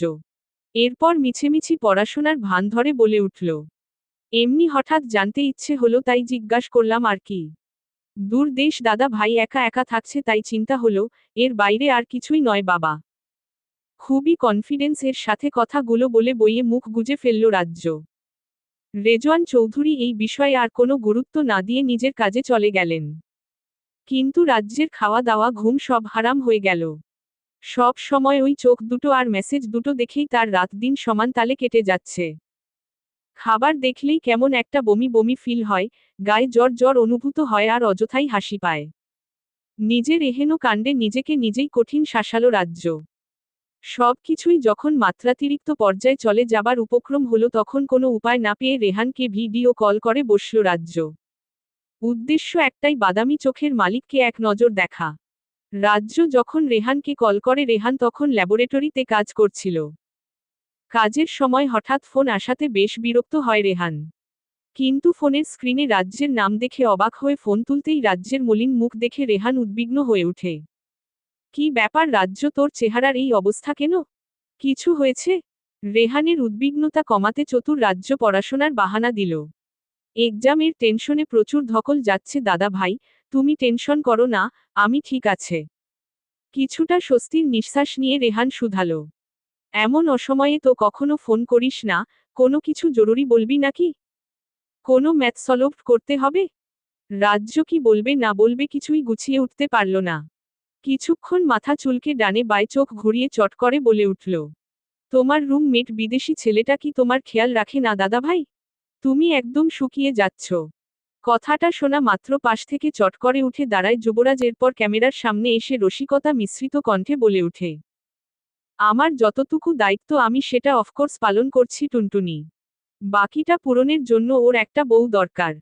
আমি আবার বউয়ের দায়িত্ব পালন করতে পারবো না, দুঃখিত। ধবধবে সাদা ডাক্তারি ইউনিফর্ম পরিহিত হ্যাংলা পাতলা গড়নের ফর্সা ছেলেটিকে এক নিমিষের জন্য দেখে হার্টবিট মিস করল রাজ্য। যদিও মুখমণ্ডল মাস্কে ঢাকা, তবুও তার চোখ দুটি তার সৌন্দর্য প্রকাশ করে চলছে বাধাহীনভাবে। ঘন মোটা বাঁকানো ভ্রু আর ঘন ঘন ঝলমলে কালচে বাদামি রঙের চুল। পুরো চেহারা না দেখলেও রাজ্য বুঝে গেল ছেলেটি সাংঘাতিক সুদর্শন। যুবরাজের কণ্ঠ আর চেহারার অকৃষ্টতায় মুগ্ধ হয়ে সব মিলিয়ে কথার তালগোল পাকিয়ে ফেলল রাজ্য। প্রথমবারের মতো চোখে চোখে দেখা হলো দুজনার। রাজ্য দ্রুত চোখ নামিয়ে কিছু না বলেই হুট করে ফোনের লাইন কেটে সুইচ অফ করে গায়ে কাঁথা জড়িয়ে শুয়ে পড়ল। এদিকে রেহান কোনো কিছুই বুঝতে না পেরে আরও বার দুয়ে ট্রাই করল, কিন্তু ফোন ঢুকল না। দুপুর গড়াতেই শরীর কাঁপিয়ে 102 ডিগ্রি জ্বর এলো রাজ্যের। প্যারাসিটামল খেয়েও কোনোভাবেই জ্বরের লাগাম টানা যাচ্ছে না। রাত বাড়তে বাড়তে জ্বর আরও বাড়তে লাগল। উপায় না পেয়ে কেঁদে কেটে রেহানের কাছে সবটা খুলে বললেন তনুজা। হঠাৎ জ্বরের কারণ কারোরই বোধগম্য হল না। এক পর্যায়ে জ্বরের ঘোরে আবোল তাবোল বকতে শুরু করল রাজ্য। রেজওয়ান আর তনুজা রাজ্যকে হসপিটালে অ্যাডমিট করলেন রেহানের পরামর্শ অনুযায়ী। 3 দিন পর সেই জ্বর কমে কিছুটা সুস্থ হল রাজ্য। বাসায় ফিরে দিন-রাত যুবরাজের মেসেজের দিকে তাকিয়ে চোখের নিচে কালি পড়ে গেল। তবুও সেই কঠিন হৃদয়ের পুরুষের কোনো ফোন বা মেসেজ কিছুই এলো না। এক পর্যায়ে যুবরাজের প্রত্যাশা বাদ দিয়ে পড়াশোনায় মনোযোগী হল রাজ্য। দেখতে দেখতে পরীক্ষা চলে এলো। পড়াশোনার চাপে যুবরাজকে এক প্রকার ভুলেই গেল সে। শেষ পরীক্ষার দিন এক্সাম শেষ করে বাড়ি ফিরতেই ফোন হাতে নিয়ে রেহানকে কল করতে ডাটা অন করল রাজ্য। সাথে সাথেই মেসেজ নোটিফিকেশন আসলো। মেসেজ ওপেন করতেই চক্ষু বিস্ফারিত হবার উপক্রম। আমাকে দেখেই যদি হসপিটালে অ্যাডমিট হতে হয় তবে দেশে ফিরে যখন পেটে একটা বাচ্চা দিয়ে দেব তখন কি উপায় হবে চাঁদু? মেসেজ দেখে রাগে, দুঃখে, অভিমানে, জেদে আগ্রাসী হয়ে উঠল রাজ্য। কোনো কিছুর বাছবিচার না করেই ব্লক করে দিল যুবরাজের নম্বর। সেদিনই তনুজাকে সাথে নিয়ে কিনে আনলো নতুন সিম। রেহানকে পর্যন্ত সেই নম্বর দিল না। এভাবেই এক পর্যায়ে যুবরাজকে বেমালুম ভুলে গেল রাজ্য। আর আজ এতগুলো বছর পরে সেই মানুষটি তার সামনে, যাকে সে নিজের থেকেও বেশি ভালোবেসে ফেলেছে। রেহান হারিয়ে যাবার পর অবশ্য পুরনো সেই নম্বরে অনেক ট্রাই করেছে রাজ্য, কিন্তু কোনোভাবেই তার নাগাল পাওয়া যায়নি। রাজ্যের ধ্যান ভাঙল যুবরাজের আঙ্গুলির তুড়ি বাজানোর শব্দে। ভাবনা থেকে হকচকিয়ে বের হয়ে যুবরাজের দিকে লাজুক দৃষ্টি পাতে রাজ্য। রাজ্যের লাজুক মুখশ্রীর দিকে তাকিয়ে প্রশান্তিতে হৃদয় ভরে ওঠে যুবরাজের। যুবরাজ রাজ্যের কাছে এসে গলা খাকরি দেয়। এহেম, এহেম, কল্পনা করতে করতে তো রাত কাবার দিয়ে ফেললে। আমার আর আজ ঘুম হলো না। কথাটি বলেই অসহায় মুখশ্রীতে প্যান্টের পকেটে 2 হাত ঢুকিয়ে স্থির হয়ে দাঁড়িয়ে রইল যুবরাজ। রাজ্য কিছু বলতে যাবে তার আগেই আদুরে কণ্ঠে যুবরাজ বলে উঠল, তোমাকে আমি শাস্তি দেব রাজ্য, কঠিন শাস্তি। তুমি কি শাস্তির জন্য প্রস্তুত? যুবরাজের এমন শীতল কথায় মোমের মতো গলে গিয়ে রাজ্য শুধায়, কি শাস্তি? লাইট অফ করো, তোমাকে ঘুঘু পাখি দেখাবো। ছি ছি, আমি ওসব দেখব না, নির্লজ্জ লোক কোথাকার। দেখতে তোমাকে হবেই। আমি কিন্তু চিৎকার করব। করো। মৃদু কণ্ঠে কথাটি বলে ডিম লাইট অফ করে পুরো কক্ষ অন্ধকার করে ফেলল যুবরাজ। ভয়ে রাজ্য চোখ বন্ধ করে নিজের জামা খামচে ধরে শক্ত হয়ে দাঁড়িয়ে রইল। যুবরাজ সামান্য হেসে পকেট থেকে একটা ডায়মন্ডের পেন্ডেন্ট বের করে রাজ্যের গলায় পরিয়ে দিতেই যুবরাজের উষ্ণ হাতের স্পর্শে কিঞ্চিত কেঁপে ওঠে রাজ্য। রাজ্যের কানের কাছে মাদকতা মিশ্রিত কণ্ঠে ফিসফিস করে যুবরাজ বলে উঠল, তোমাকে পাবার বাসনার 8 বছর পূর্তি হলো আজ। তুমি শুধু আমার রাজ্য। তোমার উপর একমাত্র যুবরাজ শাহিরের দখলদারি ছাড়া আর কারো আধিপত্য চলবে না। তোমার ত্রিসীমানায় আমি একটা পিপিলিকার আগমন পর্যন্ত বরদাস্ত করব না। তুমি আমার একান্ত ব্যক্তিগত সম্পত্তি। তুমিই আমার ময়না, টিয়া, চড়ুই, ঘুঘু, সব সব সব। Welcome to my dark side. পর্ব 28। সারিকা হোসাইন। ভোরের আলো ফুটেছে আর ঘণ্টা তিনেক আগে। সূর্যের প্রখর তেজ নিয়ে চিলবিল করে রোদ উঠে পুরো পৃথিবী ঝলসে দেবার চেষ্টা করছে। চারপাশে দ্বারকাকগুলো কাকাধ্বনিতে অস্থির এক পরিবেশের সৃষ্টি করে তুলেছে। নেই কোনো প্রাকৃতিক সমীরণ। নিজের বাসভবন পর্যন্ত গুমোট কবরের ন্যায় ঠেকেছে। এরকম অস্থির অস্বস্তিকর পরিস্থিতিতে নিজের কক্ষে উদম গায়ে ইজি চেয়ারে বসে সমানে বিড়ি ফুঁকে চলেছে যুবরাজ। আজকাল কোনোভাবেই দুই চোখের পাতায় ঘুম ধরা দিচ্ছে না তার। চোখ বন্ধ করলেই অতীতের বিশ্রী কিছু স্মৃতি চোখের সামনে এসে চিৎকার করে চলেছে সমানে। অজানা ভয় বারবার হৃদয় কেঁপে উঠছে। সর্বদাই মনে হচ্ছে এই বুঝি ভালোবাসার কেউ হারিয়ে গেল। যেই দুঃসময় যুবরাজ পাড়ি দিয়ে এ পর্যন্ত এসেছে সেই সময়ের পুনরাবৃত্তি কি দ্বিতীয়বার হবে? সিগারেট পুড়ে কখন হাতের কাছে আগুন এসে ঠেকেছে ঠাড়ি করতে পারেনি যুবরাজ। ভাবনায় মগ্ন থাকা যুবরাজ হঠাৎই তীক্ষ্ণ ব্যথায় আউট শব্দ করে উঠল। সিগারেটের টকটকে লাল অগ্নি তার মধ্যমা আর তর্জনী দুটো আঙুলকেই সযত্নে পুড়িয়ে দিয়েছে কয়েক সেকেন্ডের ব্যবধানে। মুহূর্তেই আঙ্গুলি দুটি গোলাপি বর্ণ ধারণ করল, সেই সাথে অস্বস্তিকর জ্বলুনি। অজানা হিংস্র রাগে মাথা ফেটে যাবার উপক্রম হল যুবরাজের। দ্রুত হাতে সিগারেটের ফিল্টারগুলোকে স্ট্রেতে ফেলে ইজি চেয়ার থেকে উঠে দাঁড়ালো যুবরাজ। হহুত হয়েছে চিন্তা ভাবনা, এবার শরীরের একটু একটু আরাম করা চাই। আর কতদিন এভাবে হাইড এন্ড সিক খেলতে হবে কে জানে। তবে এতটুকু জানি খুব শীঘ্রই তোমার সাথে দেখা হতে চলেছে মামু। কথাগুলো আপন মনে ভেবে এসির পাওয়ার কমিয়ে চোখে মুখে কাঁথা জড়িয়ে শুয়ে চোখ বন্ধ করল যুবরাজ। চোখ বন্ধ করতেই চোখের সামনে ধরা দিল রেহানের ঝুলন্ত বরফে পরিণত দেহ। জিপিএস ট্র্যাকারের নির্দেশনা অনুযায়ী যুবরাজ শহরের অদূরে একটি জঙ্গলের ভেতর প্রবেশ করে। শহর থেকে জঙ্গলটির দূরত্ব বেশি নয়, গাড়িতে গেলে খুব করে হলেও আধা ঘন্টা সময়ের মতো ব্যয় হয়। কিন্তু যুবরাজের পায়ে হেঁটে কোমর সমান বরফের স্তূপ পাড়ি দিয়ে সেই জঙ্গলে পৌঁছাতে সময় লেগেছে 2 ঘন্টার মতো। আশেপাশের কিছুরই দিক নির্দেশনা অনুমান করা যাচ্ছে না। এদিকে হঠাৎই জিপিএস ট্র্যাকারটিও কাজ করা বন্ধ করে দেয়। হাড় হিম করা ঠান্ডা বাতাস, সাথে কোমর সমান বরফ। কোথায় আছিস রেহান তুই? আমি যে কোনোভাবেই আর টিকে থাকতে পারছি না। আমি পৌঁছাতে পৌঁছাতে তুই বাঁচবি তো? নিজের এমন করুণ দশায় 2 চোখ ফেটে উপচে জল বেরিয়ে এলো যুবরাজের। বারবার ধৈর্য হারিয়ে যেতে লাগল। শরীরটাও যেন আর সায় দিচ্ছে না। শক্তিহীন দুর্বল মানুষের মতো পা দুটো অসাড় হয়ে বারবার বরফে মুখ থুবড়ে পড়ে গেল যুবরাজ। বেদুইন যেমন একটু পানির আশায় হন্যে হয়ে মরীচিকার পিছনে ছুটে চলে মাইলের পর মাইল, যুবরাজের ঠিক সেই অবস্থা হল। পায়ের সমস্ত শক্তি হারিয়ে শেষমেশ হামাগুড়ি চলতে চলতে খুঁজতে লাগল রেহানের শেষ অস্তিত্ব।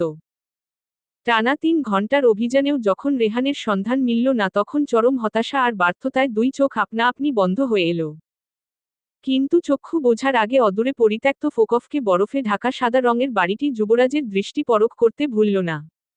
বাড়িটি দেখার সাথে সাথেই যুবরাজের সারা শরীরে যেন বিদ্যুৎ তরঙ্গ খেলে গেল। নিমিষের ব্যবধানে সিংহের ন্যায় শক্তি এসে জমা হলো মাঝারি গড়নের শরীরটাতে। নিজের 2 হাতের পেশির শক্তির সহায়তায় গাছের মোটা মোটা দুটো ডাল ভেঙে তাতে ভর দিয়ে হেঁটে চলল সেই বাড়ির অভিমুখে। কিছুক্ষণের মধ্যেই ডাল দুটোর সহায়তায় বাড়িটির ভেতরে প্রবেশের বরফ পরিষ্কার করে ভেতরে ঢুকে পড়ল যুবরাজ। আশেপাশে উদ্ভ্রান্তের ন্যায় দৃষ্টি বলিয়ে দড়িতে উপর করে ঝুলিয়ে রাখা বরফ জমে সাদা হয়ে থাকা একজন মানুষের অবয়বের দিকে চোখ গেল তার। প্রথম দেখায় ভয় পেলেও মনে সাহস সঞ্চয় করে দ্রুত পদে সামনে এসে দাঁড়াল। নিজের সমবয়সী একটা ছেলে, যার শরীরের গড়ন রেহানের মতো। যুবরাজ হাতের লাঠি ফেলে তৎক্ষণাৎ পায়ের বাঁধন আলগা করে ধীরে ধীরে নিচে নামালো। এরপর নিজের গায়ের মোটা পোশাক তার গায়ে জড়িয়ে চেহারার দিকে নজর দিতেই আঁতকে উঠল। পুরোটা মুখ একদম ঝলসে কালো হয়ে গিয়েছে। কিছু কিছু জায়গা থেকে তেল ঝরে বরফে জমে রয়েছে। চোখগুলো পুড়ে কুঁচকে রয়েছে। এমন বীভৎস দৃশ্য চোখের সামনে দেখে ফুঁপিয়ে কেঁদে উঠল যুবরাজ। এরপর নিজের চোখের গড়িয়ে পড়া জলগুলোকে না মুছেই ছেলেটির বাম হাত চেপে ধরল। কবজির কাছের বার্থ মার্ক স্পষ্ট বলে দিচ্ছে এটা রেহান। রেহানের সারা শরীর বরফে আচ্ছাদিত, মনে হচ্ছে তাকে কোনো ডোমঘরের রেফ্রিজারেটর থেকে সদ্য বের করা হয়েছে। যুবরাজ তার মনের আশা হারালো না তবুও। তুই কখনোই এভাবে মরতে পারিস না। আমি মরতে দেব না তোকে। তোকে আমি প্রতিশ্রুতি দিয়েছিলাম তোর সবকিছুর জিম্মিদার আমি। তবে কেন তুই মৃত্যু পথযাত্রী? যুবরাজ প্রথমে ভাবল রেহান হয়তো বেঁচেই নেই। এরপরেও মন মানতে চাইল না। হাতের পালস চেক করতেই হু হু করে ডুকরে চিৎকার করে কেঁদে উঠল যুবরাজ। কথায় আছে না, রাখে আল্লাহ মারেকে। যুবরাজ যেন নতুন করে রেহানকে বাঁচানোর সুযোগ পেল। রেহান বেঁচে আছে, হ্যাঁ রেহান বেঁচে আছে। তার পালস রেট খুবই ক্ষীণ গতিতে চলছে। তবুও সে বেঁচে আছে। রেহানের দেহে প্রাণ আছে, এটাই যুবরাজের জন্য অনেক কিছু। নিজের গায়ের শার্ট দিয়ে কোনোভাবে নিজের সাথে বেঁধে নিজের পিঠে তুলে নিল রেহানকে। নিজের সম উচ্চতার একজন শক্ত সামর্থ্য যুবককে পিঠে তুলতে বেশ বেগ পেতে হলো যুবরাজকে। তবুও যেখানে জীবন মৃত্যুর মাঝখানে অবস্থান, সেখানে মৃত্যুর আগে জীবন বাঁচানোর চেষ্টা করতে দোষ কোথায়? রেহানকে নিয়ে কোথায় যাবে, কি করবে, কিছুই ভেবে পেল না যুবরাজ। একজন জেল পলাতক ক্রিমিনাল এই কঠিন অপরিচিত শহরে এক সেকেন্ডও টিকতে পারবে না। কিন্তু একটা ভালো হসপিটালে নিয়ে রেহানকে ইমার্জেন্সি ট্রিটমেন্ট করাতে হবে। এক সেকেন্ড বিলম্ব করার মতো সময়ও আর অবশিষ্ট নেই। চারপাশে যখন ঘন অন্ধকার আর হতাশা যুবরাজকে গ্রাস করল, তখন সবশেষে শেষ আশ্রয়স্থল হিসেবে যুবরাজের মাথায় মেগানের নাম এলো। যুবরাজ যেন তার চোখের সামনে আলোকিত ভোর দেখতে পেল। রেহানকে নিয়ে দুই লাঠিতে ভর দিয়ে কচ্ছপের গতিতে হেঁটে চলল মেগানের বাড়ির উদ্দেশ্যে। সেখানে পৌঁছাতে পৌঁছাতে প্রায় ভোর হবার উপক্রম হল। জোকব গ্যাব্রিয়েল এর প্রকাণ্ড বাড়ির সামনে এসে আরও কুলকিনারা হারা হল যুবরাজ। বরফে চারপাশ এমন ভাবে সবকিছু ঢেকে আছে, বাড়ির ভেতরে ঢুকবার কোনো অবস্থা নেই। রেহানকে নিয়ে কোনোভাবেই ভেতরে প্রবেশ করা সম্ভব নয়। কি করব এখন আমি? চারপাশে দৃষ্টি বুলাতেই তুষারে আচ্ছাদিত একটি বড় গাড়ি দেখতে পেল যুবরাজ। দ্রুত সেই গাড়ির কাছে গিয়ে কুনুই দিয়ে গাড়ির কাঁচ ভেঙে ভেতর থেকে লক খুলে সেই গাড়ির ভেতর রেহানকে পরম যত্নে শুইয়ে দিল। পরিস্থিতি তোকে আর আমাকে কোথায় এনে দাঁড় করিয়েছে দেখেছিস? কখনো কি ভাবেছিলি আমাকে বন্ধু হিসেবে পেতে গিয়ে তোকে এমন নিষ্ঠুর নিয়তির সম্মুখীন হতে হবে? নির্জীবের মতো পড়ে থাকা রেহানের পক্ষ থেকে কোনো জবাব আসে না। নিজের কুৎসিত মন্দ ভাগ্যের উপর উপহাস করে কপাল চাপড়ে গাড়ির দরজা বন্ধ করে বাইরে বেরিয়ে এলো যুবরাজ। রেহানকে তুষারে আচ্ছাদিত গাড়ির ভেতর শুইয়ে রেখে বাইরের ওয়ালের সাথে থাকা স্টিলের ড্রেন পাইপ পরিষ্কার করতে করতে বেয়ে বেয়ে দুতলায় উঠে গেল যুবরাজ। খোলা বেলকনি ডিঙিয়ে বাসার ভেতর প্রবেশ করতেই চারপাশ কেমন ভয়ানক ঠেকতে লাগল। ঝা চকচকে বিশাল বড় বাড়ি, কিন্তু মানুষের কোনো কোলাহল নেই। যুবরাজ জানে জ্যাকব গ্যাব্রিয়েল ছাড়া মেগান মেয়েটির আর কেউ নেই। নিকট আত্মীয় বলতে এক চাচা রয়েছে, সে সুইজারল্যান্ডে বাস করে। এত বড় বাড়িতে মেয়েটি একা একা কিভাবে বাস করছে? মেয়েটিকে পুরোপুরি একা করে দেবার জন্য কি সত্যিই আমি দায়ী? নানান অসহ্য ভাবনা ভাবতে ভাবতে প্রতিটা কক্ষে গিয়ে মেগানকে খুঁজে হতাশ হল যুবরাজ। আশেপাশে ঘুরে পুরো বাড়িতে কারো সন্ধান না পেয়ে একটা বদ্ধ রুমের সামনে আসতেই থমকে দাঁড়ালো যুবরাজ। ভেতর থেকে মৃদু গোঙানির আওয়াজ আসছে। দরজায় ধাক্কা দিতেই মনে হলো ভেতর থেকে লাগানো। তবুও যুবরাজ নব ঘুরিয়ে ডেকে উঠল, Megan, it's doctor Yuvi, can you hear me? যুবরাজের কণ্ঠ পেয়ে মৃত্যু পথ যাত্রী মেগানের বুকের ছাতি ফেটে কান্না এলো। কিন্তু চোখের জল সব অনেক আগেই শুকিয়ে গিয়েছে। সে এতটাই নিরুপায় হয়ে গিয়েছে আজ যে কান্না করে নিজের দুঃখ পর্যন্ত নিজের পছন্দের মানুষের সাথে শেয়ার করতে পারবে না। ধীরে ধীরে মেগানের গোঙানির আওয়াজ বাড়ল। Is she alright? আকস্মিক চিন্তায় দ্বিতীয় দফায় ধক করে উঠল যুবরাজের বুক। চারপাশে খুঁজে হতবুদ্ধি হয়ে নিজের সর্বশক্তি খাটিয়ে দরজা ভাঙার চেষ্টা করল সে। যখন শক্তিতে আর কুলালো না, তখন ডাইনিং রুমে গিয়ে চেয়ার এনে সজোরে একের পর এক বাড়ি দিতে লাগল। ওক কাঠের চেয়ারটি কিছুক্ষণ পরেই ভেঙে চূর্ণ বিচূর্ণ হলো, সেই সাথে খুলে গেল দরজা। দরজা খুলে বিবস্ত্র রক্তাক্ত মেগানকে দেখে শিউরে উঠল যুবরাজ। ধপ করে হাঁটু মুড়ে জ্ঞানশূন্য জড়বস্তুর ন্যায় মেগানের সামনে বসে পড়ল যুবরাজ। এ কাকে দেখছে সে? সেই মোমের মতো তুলতুলে নিখুঁত চেহারার মেগান আর এই রক্তাক্ত বিভৎস মেগানের আকাশ পাতাল ফারাক। কিছু একটা দিয়ে মেয়েটাকে ঢেকে দেবার ভাবনা পর্যন্ত যুবরাজের মস্তিষ্কে এলো না। ওইভাবেই মাথা নিচু করে নীরবে অশ্রু বিসর্জন দিতে লাগল যুবরাজ। কিছু সময় অতিবাহিত হবার পর মেগান তার রক্তাক্ত আঁচড় আর কামড়ের দাগযুক্ত কাপা কাপা শিন হাতে যুবরাজের হাত চেপে ধরে গুঙ্গিয়ে উঠল। তার মুখের জিভটা পর্যন্ত কামড়ে ছিঁড়ে নিয়েছে শেরহাম। কিউতখন পার হতেই যুবরাজ অশ্রুসিক্ত নয়নে ব্যথিত কণ্ঠে শুধাল, হু ডিড দিস? যুবরাজের উরুতে কাপা আঙ্গুলির স্পর্শে কলমহীন কালির মতো ধীরে ধীরে সময় নিয়ে ইশারা আঁকল। সেই ইশারা টের পেয়ে যুবরাজ বিস্ফারিত অশ্রুযুক্ত নয়নে নিভু নিভু কণ্ঠে বলে উঠল, ডক্টর ফাইয়াজ? মেগান কিঞ্চিত মাথা দলিয়ে সায় জানিয়ে ফ্লোরে উপর হয়ে মুখ থুবড়ে পড়ে রইল। একটা প্রাণ এমন মৃত্যু যন্ত্রণা নিয়ে আর কতক্ষণ বাঁচবে? যুবরাজ নিজের জ্ঞানে ফিরে একটা চাদর দিয়ে ঝটপট মেগানকে মুড়িয়ে নিজের বাহুডোরে আবদ্ধ করল। মেগান তার ক্ষতবিক্ষত আঙ্গুলি দ্বারা আরও কিছু ইশারা আঁকল। I loved you, Dr. Yubi, and that was my big offense to Dr. Fayaz. He reported me, he has finished me to give you the greatest pain. মেগানের আঙুলের প্রতিটা স্পর্শের লিখিত শব্দ নিমিষের ব্যবধানে বুঝতে পেরে চিৎকার করে কেঁদে উঠল যুবরাজ। মেগান আরও কিছু লিখতে চাইল, কিন্তু ধিকি ধিকি প্রাণে আর কতক্ষণ চলা যায়? তবুও শেষবারের মতো যুবরাজের বুকে আঙ্গুল উঁচিয়ে লিখল, will you hug me once doctor you? Welcome to my dark side. পর্ব 29। সারিকা হোসাইন। যুবরাজের শক্ত বাহুডোরে মেগানের নিথর দেহ খানি পড়ে রয়েছে। এই তো কিছুক্ষণ আগেই মেয়েটির প্রাণবায়ু তার দেহ ছেড়ে দূর আকাশে ডানা মেলেছে। মেয়েটা সারা জীবনের জন্য যুবরাজকে অপরাধী বানিয়ে ধরা থেকে বিদায় নিল। অবলীলায় মেয়েটি বারংবার তার ভালোবাসার কথা ব্যক্ত করে গেল যুবরাজের কাছে, অথচ যুবরাজ তার প্রতিদান কিছুই দিতে পারল না। মেগানের মৃত্যুর সাথে সাথেই যুবরাজের চোখ দুটো স্থির হয়ে রইল। সেগুলো থেকে এখন আর অশ্রুকণা গড়াচ্ছে না। যুবরাজের হৃদয় যেন হাজার বছরের ভূমিতে পতিত হওয়া শক্ত পাথর হয়ে গেল নিমিষেই। তাতে না আছে অনুশোচনা, না আছে আফসোস। শুধু বারবার একটা কথাই মাথায় ঘুরছে, Sherham Faiyaz will kill you at any cost, I will give you the best pain of death in the world. Just wait for me. মেগানকে কোলে নিয়ে বিছানায় শুয়ে সারা ঘরে তল্লাশি চালালো যুবরাজ। এই মুহূর্তে আবেগী না হয়ে কিভাবে সারভাইভ করা যাবে সেই চিন্তাই যেন মুখ্য হল। মেগানের ঘর থেকে প্রথমেই যুবরাজ একটা গাড়ির চাবি পেল। এটাই যেন সে চাইছিল।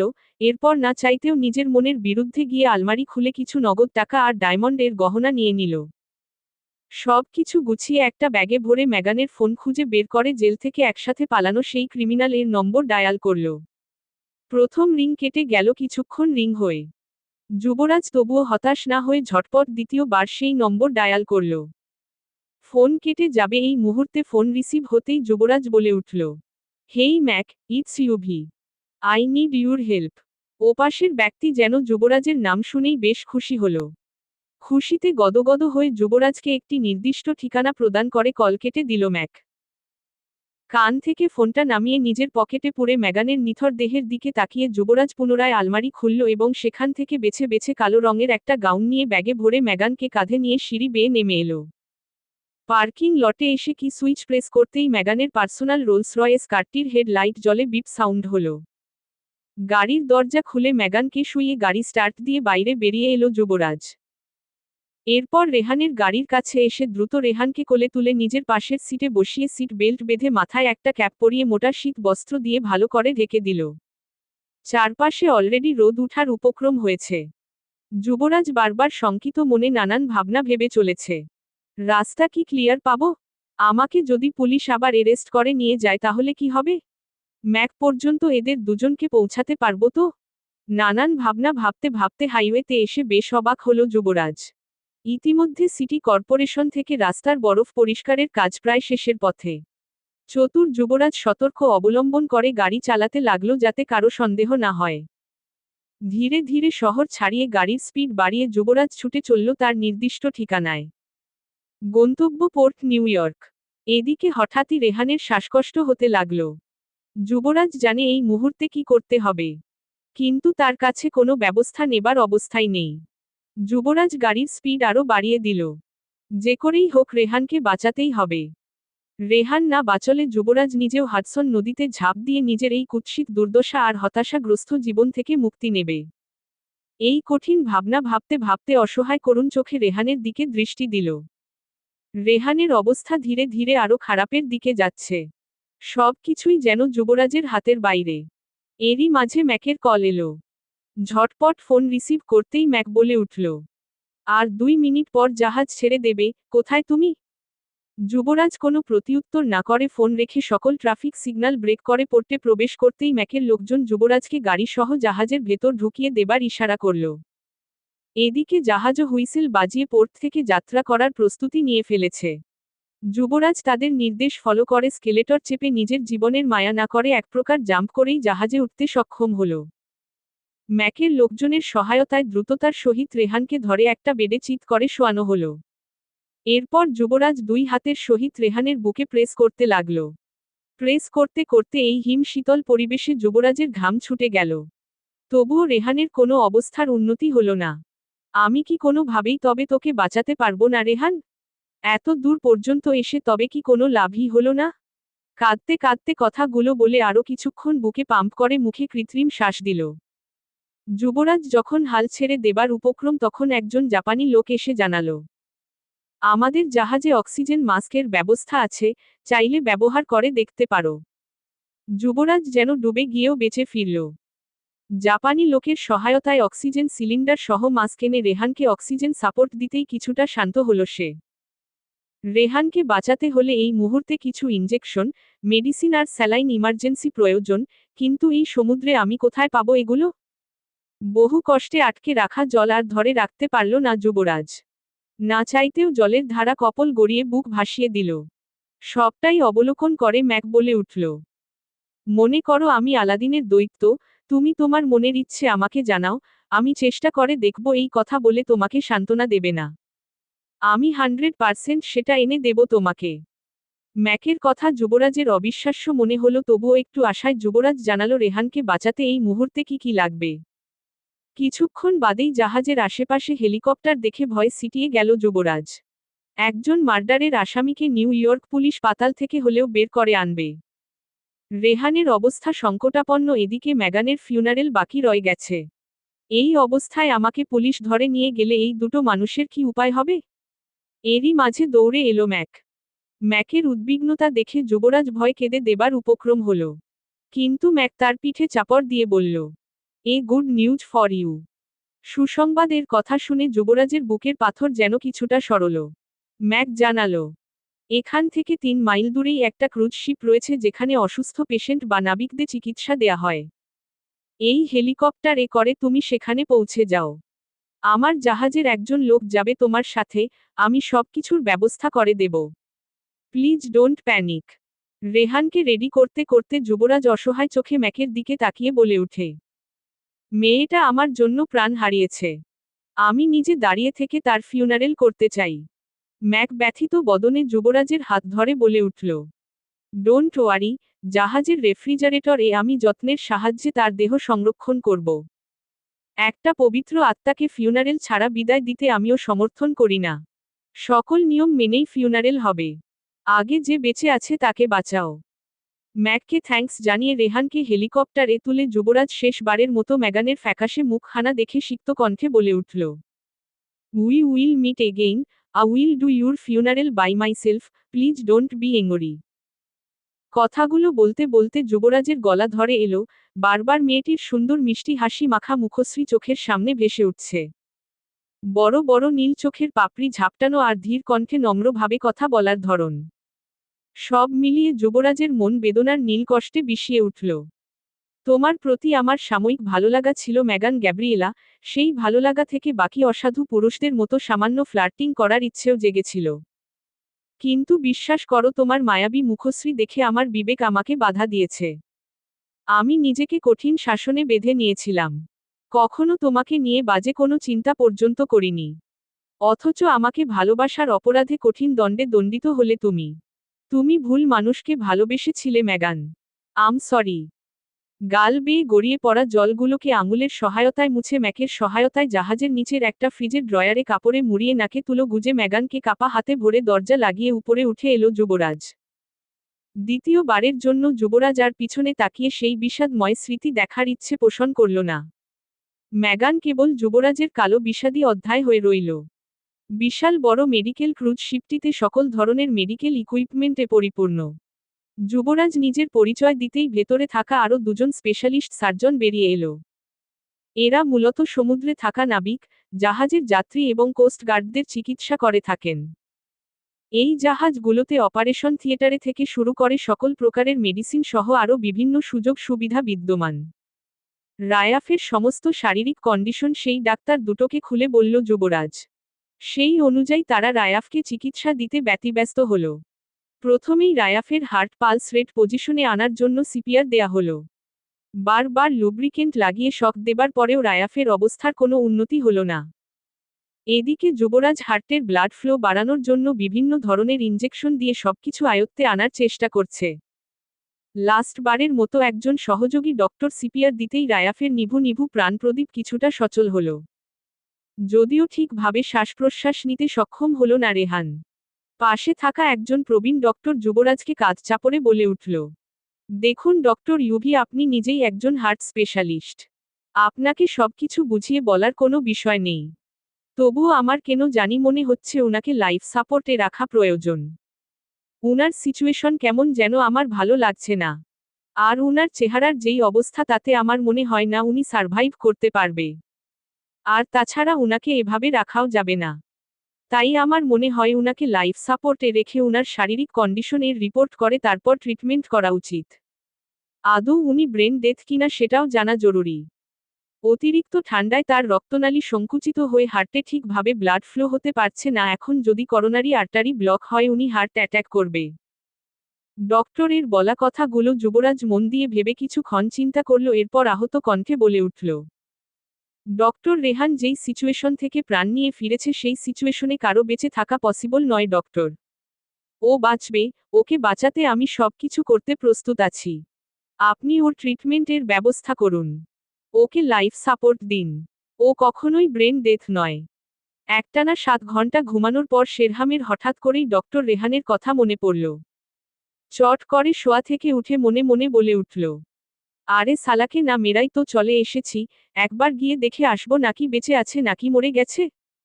রেহানের কাছে যাবার জন্য ঝটপট রেডি হয়ে নিচে নেমে এলো শেরহাম। ড্রয়িং রুমে বসে বসে সুবহান শেখ দুপুরের খাবারের প্রস্তুতি নিচ্ছেন আর টিভি দেখছেন।